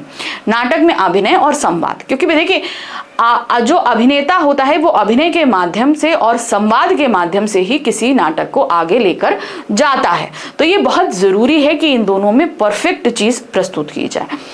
नाटक में अभिनय और संवाद योजना का महत्व में नाटक अभिनय सबसे प्रभावशाली तत्व है। ठीक है, अभिनय जो है वो सबसे प्रभावशाली है। अभिनय को रंगमंच भी कहा जाता है। जब नाटक अभिनय के लिए ही लिखे जाते हैं, सफल नाटक वही माना जाता है जिसका अभिनय या मंचन किया जा सके। यानी कि नाटक अपनी पूर्णता पर कब पहुंचता है, जब उसका मंचन किया जाए। जब तक वो लिखा हुआ है तब तक वो पूर्णता को प्राप्त नहीं हुआ है, जब तक उसका मंचन नहीं हो जाता। अभिनय के माध्यम से नाटक दर्शकों तक सफल रूप में पहुंचता है। अतः अभिनय नाटक का प्राण तत्व है। यानी कि जो एक्टिंग है वो किसी भी नाटक का मेन चीज होती है, प्राण तत्व होते हैं। ठीक है, अब आ जाते हैं संवाद में। नाटक में इसका बहुत अधिक महत्व होता है। संवाद नाटक का सबसे महत्वपूर्ण एवं सबसे सशक्त माध्यम है, उसके संवाद है। भाई अभिनय करेगा तो वो डायलॉग्स भी तो बोलेगा कि नहीं। संवाद ही वह तत्व है जो एक सशक्त नाटक को अन्य कमजोर नाटकों से अलग करता है। बहुत सभी नाटकों में संवाद होते हैं, लेकिन ये संवाद कितने अच्छे लिखे गए हैं ये बताता है। संवादों के माध्यम से ही कथा आगे बढ़ती है। नाटक के संवाद सरल, सहज, स्वाभाविक एवं पात्रानुकूल होने चाहिए। समाचार लेखन से आप क्या समझते हैं? समाचार लेखन के प्रकारों पर विचार कीजिए। ठीक है, समाचार लेखन पत्रकारीय लेखन का एक सबसे महत्वपूर्ण लेखन है, जो हमें पता है कि ये दो शैलियों में, पहले तो क्या लिखा जाता था, पहले होता था आपका उद्धव स्फूर्ति पद्धति, आज हम विलोम स्फूर्ति पद्धति यानी कि उल्टा पिरामिड शैली पढ़ते हैं। पहले इन्वर्ट पिरामिड शैली था, आज पिरामिड शैली है। ठीक है, चलिए देखते हैं। समाचार लेखन समाचारों को लिखकर प्रस्तुत करने का ढंग है। समाचार लेखन का एक विशिष्ट कला है। समाचार सूचनात्मक एवं तथ्यात्मक होते हैं। चूंकि इनका सीधा संबंध जनमत से है, इसलिए इनकी प्रस्तुति का ढंग अत्यंत महत्वपूर्ण है। समाचार लेखन के प्रकार। समाचार सामान्यतः दो प्रकार से लिखा जाता है। पहला है विलोम स्फूर्ति और दूसरा है उद्धव स्फूर्ति। तो चलिए समझते हैं विलोम स्फूर्ति। विलोम स्फूर्ति पद्धति यानी कि उल्टा पिरामिड शैली है। इस पद्धति में समाचार लिखते हुए उसका चरमोत्कर्ष प्रारंभ में दिया जाता है तथा घटनाक्रम में व्याख्या करते हुए अंत किया जाता है। तो सबसे इंपॉर्टेंट चीज यानी कि घटना क्या है, फिर है कहां है, कब हुई, कैसे हुई, क्यों हुई, कौन से तत्व या कारक हैं। तो इस तरीके से ये विलोम स्फूर्ति पद्धति काम में आती है। अब ये तो आजकल के प्रचलन शैली है। तो अगर 19वीं सदी से पहले अगर हम बात करें तो उद्धव स्फूर्ति पद्धति चलती थी। कैसे होती थी? देखिए, ये समाचार विलोम स्फूर्ति पद्धति के अनुसार ही लिखे जाते थे, क्योंकि उद्धव स्फूर्ति पद्धति में कम महत्वपूर्ण में से सर्वाधिक महत्वपूर्ण के क्रम में तत्वों को संकेत किया जाता था। चूंकि पाठक घटना के बारे में शीघ्र सूचना प्राप्त करना चाहता था, इसलिए वह पूरे ब्यौरे को पढ़ने में रुचि नहीं लगता था। तो सीधे क्या है, इसमें जो कम इंपॉर्टेंट चीज है वो सबसे ऊपर होती थी और सबसे इंपॉर्टेंट चीज सबसे नीचे होती थी। जैसे हमने महत्वपूर्ण कारक सबसे ऊपर होते थे, कहाँ हुआ, कैसे हुआ, कब हुआ, क्यों हुआ और क्या हुआ, ये सबसे एंड में होता था। जबकि अगर हम विलोम स्फूर्ति की बात करें तो इसी पिरामिड को इन्होंने उल्टा कर दिया। ठीक है, जो ये पहले की समाचार पद्धति थी, तो जब इन्होंने 19वीं शताब्दी में इसको चेंज किया तो क्या किया, इसी पिरामिड को इन्होंने उल्टा कर दिया। तो ये विलोम स्फूर्ति पद्धति हो गई, यानी कि उल्टा पिरामिड शैली हो गई। समाचार मुख्य रूप से कितने प्रकार के होते हैं, संक्षेप में चर्चा कीजिए। ठीक है, चलिए देखते हैं। समाचार के प्रकार, प्रमुख रूप से समाचार 4 प्रकार के होते हैं। क्या होते हैं? राष्ट्रीय, अंतर्राष्ट्रीय, प्रादेशिक और स्थानीय। ये 4 प्रकार के समाचार होते हैं। विदेशों से प्राप्त होने वाले समाचार अंतर्राष्ट्रीय समाचार कहलाते हैं, जबकि राष्ट्रीय समाचारों का संबंध अपने देश के समाचारों से ही होता है, इंटरनेशनल एंड नेशनल। ठीक है, देश के विभिन्न प्रदेशों से प्राप्त होने वाले समाचारों को प्रादेशिक समाचार की श्रेणी में रखा जाता है। 29 स्टेट्स हैं, इन सभी के स्टेट्स की अगर खबरों को हम देखेंगे तो ये प्रादेशिक समाचार कहलाएंगे। स्थानीय समाचारों में समाचार पत्रों की गतिशीलता बढ़ती है। स्थानीय समाचार पत्र के प्रकाशन स्थान या उसके आसपास के क्षेत्रों से संबंधित खबरों से होता है। पर्टिकुलर, जैसे कि अगर हम बात करें, आप में से कोई अगर पंजाब में रह रहा है और पूरे प्रदेश की खबर होगी तो उसे हम प्रादेशिक खबर कहेंगे। लेकिन पर्टिकुलर अगर आप अमृतसर में रह रहे हैं तो वो अमृतसर की खबर स्थानीय खबर में आएगी। ठीक है, महाराष्ट्र की खबर प्रादेशिक में आएगी, लेकिन मुंबई की खबर स्थानीय खबरों में आएगी। तो ये इस तरीके से होता है। जहां पर का समाचार पत्र है, अगर वहीं की खबर छप रही है तो वो स्थानीय जो है वो खबर कहलाएगी। कविता के महत्वपूर्ण घटक कौन कौन से हैं? अब आपके में एक टॉपिक कविता से आधारित भी है, तो कविता के महत्वपूर्ण घटक कौन कौन से होते हैं? कविता की कुछ महत्वपूर्ण घटक होते हैं जिनके बिना कविता संभव नहीं है। ये घटक निम्नलिखित हैं। भाषा कविता का महत्वपूर्ण घटक है, क्योंकि भाषा के माध्यम से ही कवि अपनी संवेदना और भावनाओं को अभिव्यक्ति प्रदान करता है। शैली भी कविता का प्रमुख घटक है। इसके द्वारा कवि अपनी संवेदना को कविता के रूप में अभिव्यक्त करता है। बिंब का शाब्दिक अर्थ है शब्द चित्र, यानी कि शब्दों के माध्यम से एक शब्द चित्र बनाना। इन शब्द चित्रों के माध्यम से ही कवि अपनी कल्पना को साकार रूप प्रदान करता है। बिंब के बिना कविता की कल्पना भी नहीं की जा सकती। यह कविता का मूल आधार है। छंद, यह कविता का अत्यंत महत्वपूर्ण घटक है, क्योंकि छंद ही कविता का रूप प्रदान करता है। इसके द्वारा ही कविता पद्य से की श्रेणी में आते हैं। तो मतलब एक तरीके से ये होता है, छंद क्या होता है, एक होता है, आप देखते हैं कुछ कविताएं के अंदर राइमिंग वर्ड्स होते हैं और कुछ कविताओं में राइमिंग वर्ड्स नहीं होते। तो ये छंद युक्त या छंद मुक्त कविताएं होती हैं। बिना छंद के कविता नहीं बन पाती है, यानी कि वो काव्य की श्रेणी में नहीं आ पाती है, वो गद्य की श्रेणी में ही रह जाएगी। अलंकार, अलंकार भी कविता के प्रमुख घटक है। ये कविता को सौंदर्य प्रदान करते हैं, इनके द्वारा ही कवि अपनी कविता को सजाता है। तो अलंकार के बारे में हमने आपको पहले भी पढ़ाया हुआ है, अलंकार क्या होते हैं और ये काव्य में ही होते हैं। तो एक तरीके से ये कविता को सुंदरता प्रदान करने का काम करते हैं। रेडियो नाटक में ध्वनि प्रवाह और संवादों का महत्व बताइए। देखिए, संवादों का महत्व हम पहले भी देख चुके हैं, लेकिन ध्वनि प्रभाव बहुत जरूरी होते हैं। किसी भी नाटक को एक सजीवता या गतिशीलता प्रदान करने के लिए ध्वनियों का प्रयोग किया जाता है। तो ध्वनि मैंने आपको अभी समझाया कि क्या होता है, क्या महत्व है। रेडियो नाटक में ध्वनि प्रवाह और संवादों का विशेष महत्व है, जो इस प्रकार है। रेडियो नाटक में पात्रों से संबंधित सभी जानकारियां संवादों के माध्यम से मिलती हैं। ठीक है, जितने पात्र हैं, पात्रों की चारित्रिक विशेषताएं संवादों के द्वारा उजागर होती हैं। नाटक का पूरा कथानक संवादों पर आधारित होता है। इसमें ध्वनि प्रभावों और संवादों के माध्यम से कथा को श्रोताओं तक पहुंचाया जाता है। संवाद के माध्यम से ही रेडियो नाटक का उद्देश्य स्पष्ट होता है। संवादों के द्वारा ही श्रोताओं का संदेश दिया जाता है। तो और इसमें एक आप और ऐड कर सकते हैं कि किसी भी नाटक को गतिशीलता देने के लिए या सजीवता प्रदान करने के लिए ध्वनि प्रभावों का होना बहुत जरूरी है। रेडियो नाटक की कहानी में किन किन बातों का ध्यान रखना आवश्यक है? तो ये वाला तो क्वेश्चन अभी हो चुका है शायद, एक मिनट। हाँ, नाटक में स्वीकार और अस्वीकार की अवधारणा से क्या तात्पर्य? किसी भी चीज को एक्सेप्ट करना या एक्सेप्ट ना करना। स्वीकार करना मतलब एक्सेप्ट करना, और स्वीकार ना करना यानी कि अस्वीकार करना, यानी कि एक्सेप्ट नहीं करना। इस धारणा का क्या मतलब है, चलिए देखते हैं। नाटक में स्वीकार के स्थान पर अस्वीकार का अधिक महत्व है। ठीक है, किसी चीज को एक्सेप्ट करने से मतलब किसी चीज को एक्सेप्ट ना करना ज्यादा इंपॉर्टेंस है। नाटक में स्वीकार तत्वों के आ जाने से नाटक सशक्त हो जाता है। कोई भी दो चरित्र जब आपस में मिलते हैं तो विचारों में आदान प्रदान में टकराहट पैदा होना स्वाभाविक है। रंगमंच में कभी भी यथा स्थिति को स्वीकार नहीं किया जाता, यानी कि जो चीज है उसे हम वैसे स्वीकार नहीं करते। अगर हम एक्सेप्ट कर लेंगे तो उसमें द्वंद्व नहीं होगा, द्वंद्व नहीं होगा तो एक्साइटमेंट नहीं होगा, कहानी आगे बढ़ेगी नहीं। तो इसलिए किसी चीज को एक्सेप्ट करने से आगे कहीं ना कहीं नकार देना या एक्सेप्ट ना करना ज्यादा अच्छा होता है। वर्तमान स्थिति के प्रति असंतुष्ट, छटपटाहट, प्रतिरोध और अस्वीकार जैसे नकारात्मक तत्वों के समावेश से ही नाटक सशक्त बनता है। एक तरीके से अगर जो यथास्थिति है उसे पात्र नकार दे, उसे एक्सेप्ट ना करे तो द्वंद्व की स्थिति पैदा होती है।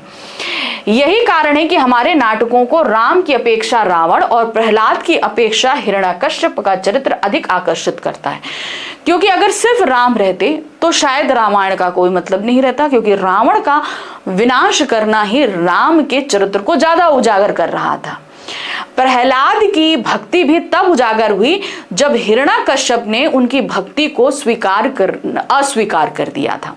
ठीक है ना, तो अगर हम अस्वीकार नहीं करते तो प्रहलाद की भक्ति का स्वीकार्य रूप दिखता ही नहीं हमको। इसके विपरीत जब जब किसी विचार व्यवस्था या तत्कालिक समस्या को किसी नाटक में सहज स्वीकार किया जाता है, वह नाटक अधिक सशक्त और लोगों के आकर्षण का केंद्र नहीं बन पाता है। यानी कि जो स्थिति है उसी को स्वीकार कर लिया जाए तो वो इतना सशक्त नाटक नहीं बन पाता। कविता लेखन में शब्दों का क्या महत्व है, आपको ही बताना है। शब्द जो होते हैं, नाटक में भी हमने शब्द समझ लिए थे ना, सबसे पहला क्वेश्चन था। फिर उसके बाद क्या है, कविता लेखन में शब्द का क्या महत्व होता है। शब्द कविता के मूल आधार होते हैं। शब्दों की सहायता से ही कविता लेखन संभव हो सकता है। शब्द ही कविता लेखन के सर्वोच्च और प्राथमिक उपकरण है। शब्दों के उचित मेल से ही कविता बनती है। बहुत जरूरी है कि जो सही शब्द वहां पर बैठाला जाए, नहीं तो अगर सही शब्द नहीं बैठालेंगे तो क्या होगा, कविता का अर्थ का अनर्थ हो जाएगा। कविता की संवेदनाएं अमूर्त होती हैं, जिन्हें शब्दों के द्वारा ही मूर्त रूप प्रदान किया जाता है। कविता लेखन में कवि शब्दों को छंदबद्ध करता है। बहुत जरूरी है कि वो छंदबद्ध हो। जैसे कि यहाँ दिया है, दिन जल्दी जल्दी ढलता है, हो ना जाए रात कहीं, ई मंजिल भी तो दूर नहीं। तो आप यहाँ पर कहीं और नहीं में छंद देखेंगे, है ना, तुकांत देखेंगे ना, तो वो छंद बंधे होते हैं। छंद से क्या तात्पर्य है तथा कविता की रचना में छंद का क्या महत्व है, ये बहुत जरूरी।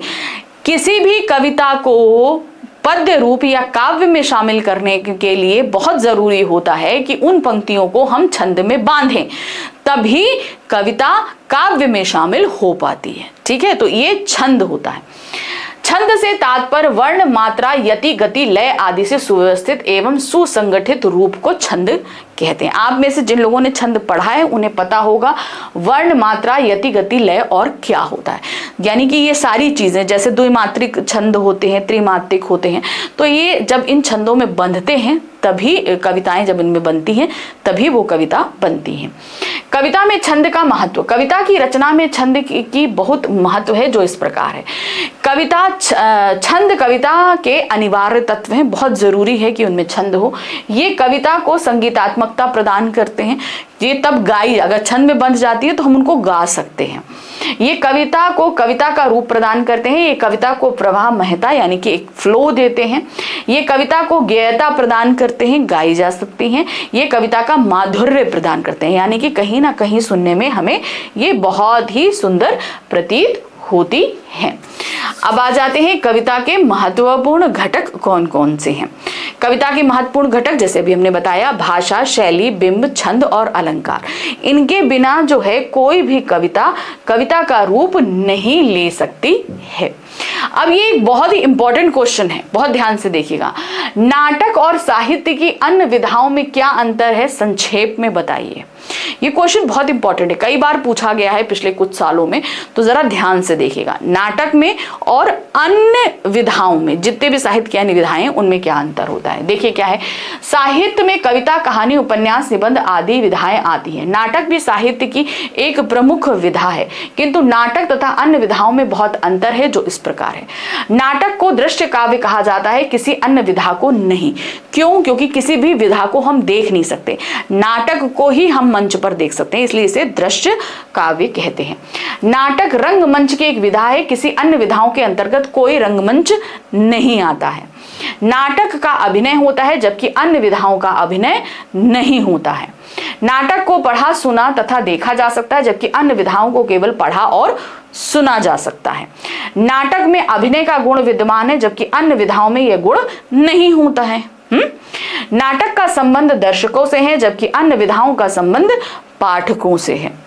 नाटक एक दर्शनीय विधा है, जबकि अन्य पठनीय विधा है। तो नाटक को हम सिर्फ देख सकते हैं, है ना, पढ़ भी सकते हैं, देख भी सकते हैं, लेकिन बाकी अन्य विधाएं क्या होती हैं, इन्हें हम सिर्फ पढ़ या सुन सकते हैं। समय के बंधन का नाटक में क्या महत्व है, बहुत जरूरी है। समय, किसी भी नाटक की एक समय सीमा होना जरूरी है, क्योंकि उसको देखने वालों की एकाग्रता की भी अपनी एक सीमा होती है। इसीलिए नाटक में समय प्रबंधन का बहुत महत्व है। नाटक में समय प्रबंधन के प्रमुख महत्व, पहला है उबाऊपन से बचाव। दर्शक एक सीमित समय में मनोरंजन की उम्मीद करता है, परंतु बहुत लंबा नाटक बोरियत पैदा कर सकता है। ठीक है। प्रभावशाली और सुगठित कथा होनी चाहिए। सटीक समय प्रबंधन से संवाद और क्रियाएं प्रभावी हो जाती हैं, जिससे कहानी सजीव लगती है। सीधे सीधे है कि अगर आप कम समय में रखेंगे तो सारी चीजें आपको बंधी सी दिखेंगी, ज्यादा समय में फैलाव रहता है तो जो दर्शक होता है वो कहानी के सभी चीजों से कनेक्ट नहीं कर पाता और वो प्रभावशाली नहीं रह पाती। इसलिए बहुत जरूरी है कि वो कम समय में और प्रभावशाली रहे। दृश्यता और वास्तविकता, समय का बंधन नाटक को एक लॉजिक यानी कि तार्किक और वास्तविक ढांचा देता है। सिंपल सी चीज है, देख कर अगर हम कम समय में चीजों को देख रहे हैं तो वो हमें वास्तविकता से संबंधित लगेगी, लेकिन बहुत लंबा फैलाव हमें बोरियत देगा और वो उसे हम सजीवता यानी कि अपने आप से कनेक्ट नहीं कर पाएगा। भावनात्मक जुड़ाव, सही समय पर नाटक के दृश्य और संवाद दर्शकों के साथ गहरा संबंध स्थापित कर लेते हैं। कम समय में क्या होता है, दर्शक, संवाद, ध्वनियां, मंचन सब कुछ नाटक से कनेक्ट, जैसे पिक्चर होती है 3 घंटे की होती है तो 3 घंटे में क्या होता है, व्यक्ति उस फिल्म के अंदर कहीं ना कहीं अपने आप को कनेक्ट कर लेता है ना। वही चीज यहाँ नाटक के साथ होती है। उद्देश्य की प्राप्ति, समय के सही संयोजन से नाटककार अपने संदेश को स्पष्ट रूप से पहुंचा सकता है। संक्षेप में, समय का बंधन नाटक को कलात्मक रूप से सघन और दर्शकों के लिए एक आकर्षक अनुभव बनाता है। तो सीधी सी बात है कि समय का बंधन होना बहुत जरूरी है। नाटक विधा में समय, शब्द और कथ्य के महत्व को बताइए। ये तो तीनों चीजें ही एक नाटक के लिए बहुत इंपॉर्टेंट होती हैं। नाटककार को समय का विशेष ध्यान रखना पड़ता है, उसे एक निश्चित समय सीमा में ही नाटक को पूरा करना होता है। दर्शकों को धैर्य को देखकर ही नाटक की समय अवधि निर्धारित की जाती है। दूसरा है शब्द। नाटक का दूसरा महत्वपूर्ण तत्व शब्द है। शब्द नाटक का शरीर होता है, अतः नाटककार को सांकेतिक भाषा का प्रयोग करना चाहिए। व्यंजनात्मक शब्दों का प्रयोग नाटक की रोचकता में वृद्धि करता है। सीधी चीज याद है कि आप कम शब्दों में ज्यादा चीज को बयां करो, सरल शब्दों में बयां करो, ये जरूरी है। कथ्य। नाटककार को यह ध्यान रखना चाहिए कि नाटक मंच पर अभिनीत होगा, इसलिए सभी घटनाओं को क्रम से रखना चाहिए जिसमें नाटक शून्य से शिखर की ओर विकास करे। इस प्रकार कथ्य को सही ढंग से प्रस्तुत करने में नाटक की सफलता निहित होती है। तो भाई जब कथ्य को हम सही ढंग से रखेंगे तो जाहिर सी बात है कि सारी चीजें हमारी सीक्वेंस में ही जाएंगी। प्रश्न संख्या 52 है, संवाद नाटक के प्राण होते हैं। बात सही है, किसी भी नाटक को गतिशीलता या सजीवता प्रदान करना या आगे ले जाने का काम नाटकों द्वारा ही, संवादों द्वारा ही किया जाता है। ठीक है ना।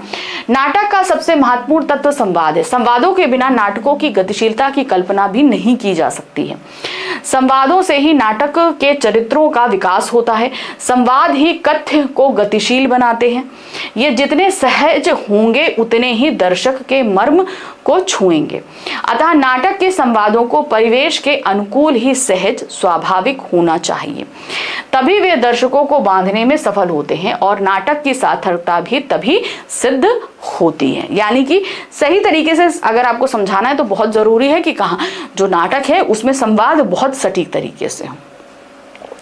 कहानी का हमारे जीवन से क्या संबंध है? हम जब से जन्म लेते हैं तब से कहानियां हमारे साथ जुड़ जाती हैं। पहले तो हम कहानियां सुनते हैं, लेकिन जैसे जैसे बड़े होते हैं हम कहानी को बनाना भी शुरू कर देते हैं। कहानी हमारे जीवन का अभिन्न हिस्सा है जो केवल मनोरंजन नहीं बल्कि नैतिक शिक्षा, चरित्र निर्माण और अनुभवों को साझा करने का शक्तिशाली माध्यम है। यह हमें सही गलत का फर्क समझाती है, भावनात्मक जुड़ाव पैदा करती हैं, कठिन परिस्थितियों से सही निर्णय लेने के लिए प्रेरित करती हैं और हमें दूसरों के जीवन से सीखने का अवसर भी देती हैं। तो ये कहानियां कहीं ना कहीं हमारे जीवन के लिए बहुत जरूरी भी हैं।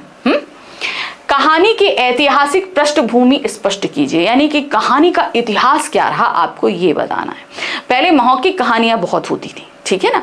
देखिए क्या कहानी की ऐतिहासिक पृष्ठभूमि उस कालखंड की सामाजिक, राजनीतिक और आर्थिक सांस्कृतिक परिस्थितियों से संबंधित होती है। यानी कहानी जब भी कहीं की भी हो तो उस समय राजनीतिक तौर पे, आर्थिक तौर पे, सामाजिक तौर में क्या घट रहा था वो सारी चीजें कहानी में कहीं ना कहीं शामिल हो जाती हैं, जिससे कथा का निर्माण हुआ। यह उस समय के जीवन मूल्यों, परंपराओं, संघर्षों और परिवर्तनों को उजागर करती है। लेखक अपने युग की वास्तविक घटनाओं और वातावरण को आधार बनाकर पात्रों और घटनाओं का चित्रण करती है, जिससे पाठक उस दौर की स्थिति और मानसिकता की भली भांति समझ सके।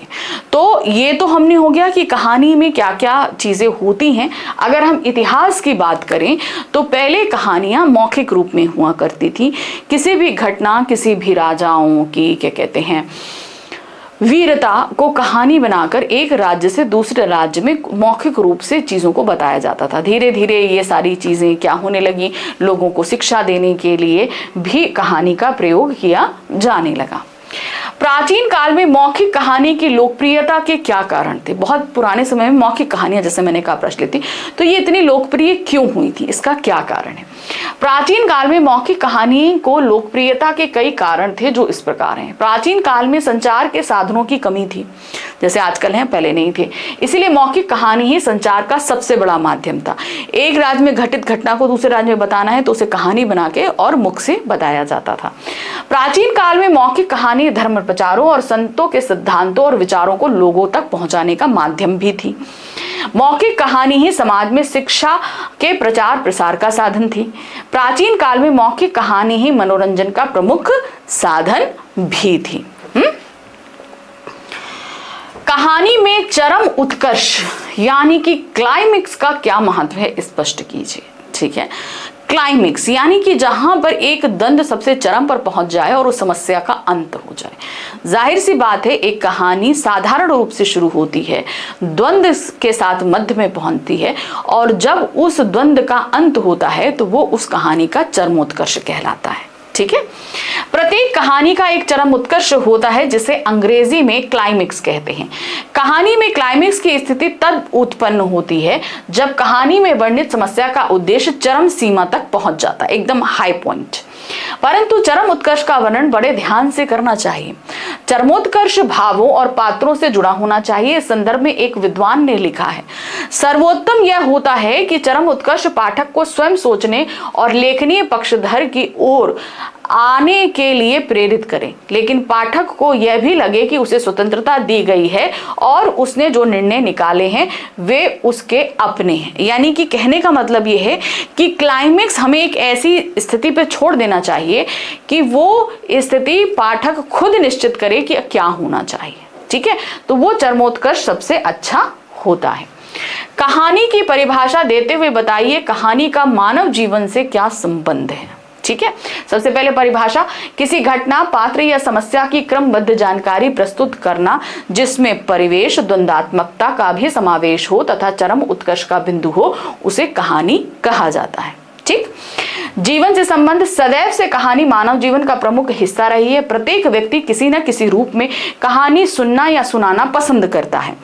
प्रत्येक मनुष्य में अपने अनुभव बांटने और दूसरों के अनुभवों को जानने की प्राकृतिक इच्छा होती है, इसलिए हम हर परिस्थिति को कहानी में तब्दील कर देते हैं। रेडियो, अखबार और टीवी में क्या अंतर है? अब देखिए, रेडियो जहां सिर्फ एक श्रव्य माध्यम है, अखबार जो कि एक मुद्रित माध्यम है जिसे हम पढ़ सकते हैं, टीवी जो कि द्रव्य श्रव्य दोनों माध्यम है, इनमें क्या अंतर है ये आपको बताना है। चलिए देखते हैं। रेडियो श्रव्य माध्यम है, इसमें सब कुछ ध्वनि, स्वर और शब्दों का खेल है। रेडियो पत्रकारों को अपनों श्रोताओं का पूरा ध्यान रखना पड़ता है, क्योंकि अखबार पाठकों को यह सुविधा उपलब्ध रहती है कि वे अपनी पसंद और इच्छा से कभी भी और कहीं से भी पढ़ सकते हैं। अखबार तो मान लीजिए कि हमको खेल पृष्ठ से पढ़ना है तो वहां से पढ़ना शुरू कर सकते हैं, कोई काम आ गया तो वहीं पर रोक देते हैं, लौट के आके फिर पढ़ लेते हैं, ये होता है। और अगर किसी समाचार लेख या फीचर को पढ़ते समय कोई बात समझ में ना आए तो पाठक उसे फिर से पढ़ सकता है या शब्दकोश से उसका अर्थ देख सकता है या किसी से पूछ भी सकता है। लेकिन रेडियो के श्रोता को यह सुविधा उपलब्ध नहीं होती, क्योंकि रेडियो में तो कांस्टेंट चलता रहता है, हम उसे रोक सकते ही नहीं है। वह रेडियो समाचार बुलेटिन को कभी भी और कहीं से भी नहीं सुन सकता।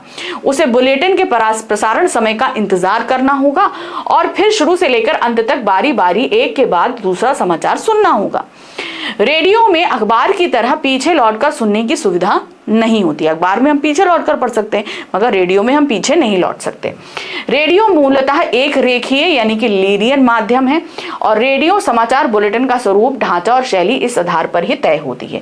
रेडियो की तरह टेलीविजन भी एक रेखीय माध्यम है, लेकिन वहां शब्दों और ध्वनियों की तुलना में दृश्यों, तस्वीरों का महत्व सर्वाधिक है। ठीक है, एक लीनियर का मतलब होता है कि हम वहां से सुन तो सकते हैं मगर हम अपने व्यूज दे नहीं सकते। ठीक है, हम अपनी चीजों को वहां पर नहीं पहुंचा सकते, इसलिए एक लेखीय होता है। टीवी भी इसी तरीके से होता है, लेकिन इसमें क्या होता है, इसमें दृश्य के माध्यम से ही शब्द, खबरें चलती हैं। ठीक है, लेकिन रेडियो में शब्द और आवाज ही सब कुछ है। वैसे तो तीनों ही माध्यम, प्रिंट, रेडियो और टीवी की अपनी अपनी चुनौतियां हैं, लेकिन संभवतः रेडियो प्रसारणकर्ताओं के लिए अपने श्रोताओं को बांध कर रखने की चुनौती सबसे अधिक होती है, क्योंकि वो हमें दिखाई नहीं देते और जो चीज दिखाई नहीं देती उसमें बंधना थोड़ा मुश्किल हो जाता है। चलिए, पत्रकारिता और सृजनात्मकता लेख में क्या अंतर है? पत्रकारिता को हम तत्कालीन इतिहास, जल्दी में लिखा गया इतिहास कहते हैं, जबकि जो सृजनात्मक होता है वहां पर हम कल्पनाशीलता के साथ लिख सकते हैं। यानी कि ऐसे समझिए कि जो पत्रकारिता होती है उसमें तथ्यों के साथ हम कोई फेरबदल या छेड़छाड़ नहीं कर सकते। जो घटना जैसी घटी है उसे हम वास्तविक रूप में प्रस्तुत करते हैं। लेकिन सृजनात्मक जो लेख होते हैं, जिन्हें हम साहित्यिक लेखन भी कहते हैं, वहां पर लेखक अपनी कल्पनाशीलता के साथ चीजों को लिखता है। ठीक है, पत्रकारीय लेखन में आपके पास समाचार, लेख, आलेख, फीचर, ये सारी चीजें आ जाती हैं। लेकिन सृजनात्मक लेख में हमारे पास में क्या आता है? कहानी है, निबंध है, उपन्यास है, कविताएं हैं, ये सारी चीजें आती हैं जिसमें कल्पनाशीलता का पुट रहता है। यह माना जाता है कि पत्रकारिता जल्दी में लिखा गया साहित्य है, लेकिन यह साहित्यिक और सृजनात्मक लेखन से अलग है। पहला क्या है? पत्रकारीय लेखन साहित्यिक सृजनात्मक लेखन से इस प्रकार मायने में भी अलग है कि कविता, कहानी, उपन्यास आदि कल्पना से संबंधित है और पत्रकारिता का रिश्ता तथ्यों से है, ना कि कल्पना से। यानी कि जो चीजें जैसे घटी हैं वो फैक्ट के साथ हमें प्रस्तुत करनी होती है। दूसरा, पत्रकारीय लेखन साहित्यिक सृजनात्मक लेखन से इस मायने में भी अलग है कि यह अनिवार्य रूप से तत्कालिकता और अपने पाठकों की रुचियों और जरूरतों को ध्यान में रखकर किया जाने वाला लेखन है, जबकि साहित्यिक रचनात्मक लेखन में लेखक को काफी छूट होती है, वो अपनी मर्जी से सारी चीजों को वहां पर प्रस्तुत कर सकता है। चलिए करते करते हम आखिरी प्रश्न पर आ गए हैं। आखिरी प्रश्न है, नए और अप्रत्याशित विषयों पर लेखन में कौन कौन सी बातों का ध्यान रखना चाहिए। हमारा एकदम लास्ट चैप्टर है, चैप्टर नंबर 13। वहां पर हमें जो नए और अप्रत्याशित विषय पर जब लेखन करते हैं तो क्या क्या चीजें, क्योंकि आपके पास जो टॉपिक एक आपके एग्जाम में आएगा वो आएगा क्या कहते हैं, रचनात्मक लेखन। तो वही आपका ये नए और अप्रत्याशित विषयों का लेखन होता है। लिखते समय क्या बातें हम ध्यान रखें। जिस विषय पर लिखना है लेखक को उसकी संपूर्ण जानकारी होनी चाहिए। हम लिख रहे हैं अगर, तो हमें उसके विषय में पता होना चाहिए। विषय पर लिखने से पहले लेखक को अपने मस्तिष्क में उसकी एक उचित रूपरेखा बना लेनी चाहिए। विषय से जुड़े तथ्यों से उचित तालमेल होना चाहिए। विचार विषय से सुसंबद्ध तथा संगत होने चाहिए। जो भी विषय है और आपके मन में जो विचार है वो विषय से संबंधित होने चाहिए। अप्रत्याशित विषयों के लेखन में मय शैली का प्रयोग करना चाहिए। हमेशा अपने आप को उसमें हमें शामिल करना जरूरी हो जाता है। अप्रत्याशित विषयों पर लिखते समय लेखक को विषय से हटकर अपनी विद्वता को प्रकट नहीं करना चाहिए। जो विषय आपसे पूछा गया आप पे उस पे ही विचार रखना है। आपको अपने मन से वहां पर विचार प्रकट नहीं करने होते हैं। ठीक है, तो ये कुछ टॉप 60 क्वेश्चंस थे जो हमने आपके लिए लेकर आए और जो काफी इंपॉर्टेंट भी हैं। तो इनको आप अच्छे से पढ़िएगा और इसके अलावा भी मैंने जो अभिव्यक्ति माध्यम के हर अध्याय के इंपॉर्टेंट क्वेश्चन कराए हैं उनको भी जरूर पढ़िएगा, क्योंकि एक साथ इतने सारे क्वेश्चंस ले पाना कभी कभी मुश्किल हो जाता है। लेकिन टॉप 60 तो मैंने ले ही लिए हैं, लेकिन मैं ये चाहूंगी कि जो हर चैप्टर के मैंने इंपॉर्टेंट क्वेश्चंस कराए हैं उन्हें एक बार आप जरूर पढ़ लेना। ठीक है, तो इस तरीके से ये वीडियो खत्म हुआ और अभी हमारे पास बहुत कुछ है लेकर आने के लिए। अभी तो हमने अपनी एक ही बुक का एक्सप्लेनेशन और क्या कहते हैं क्वेश्चंस खत्म किए। अभी तो हमारी मेन पुस्तकें तो बाकी ही है ना, तो जल्दी उनको लेकर भी आएंगे। मिलते हैं आगे। Thank you for watching, bye bye.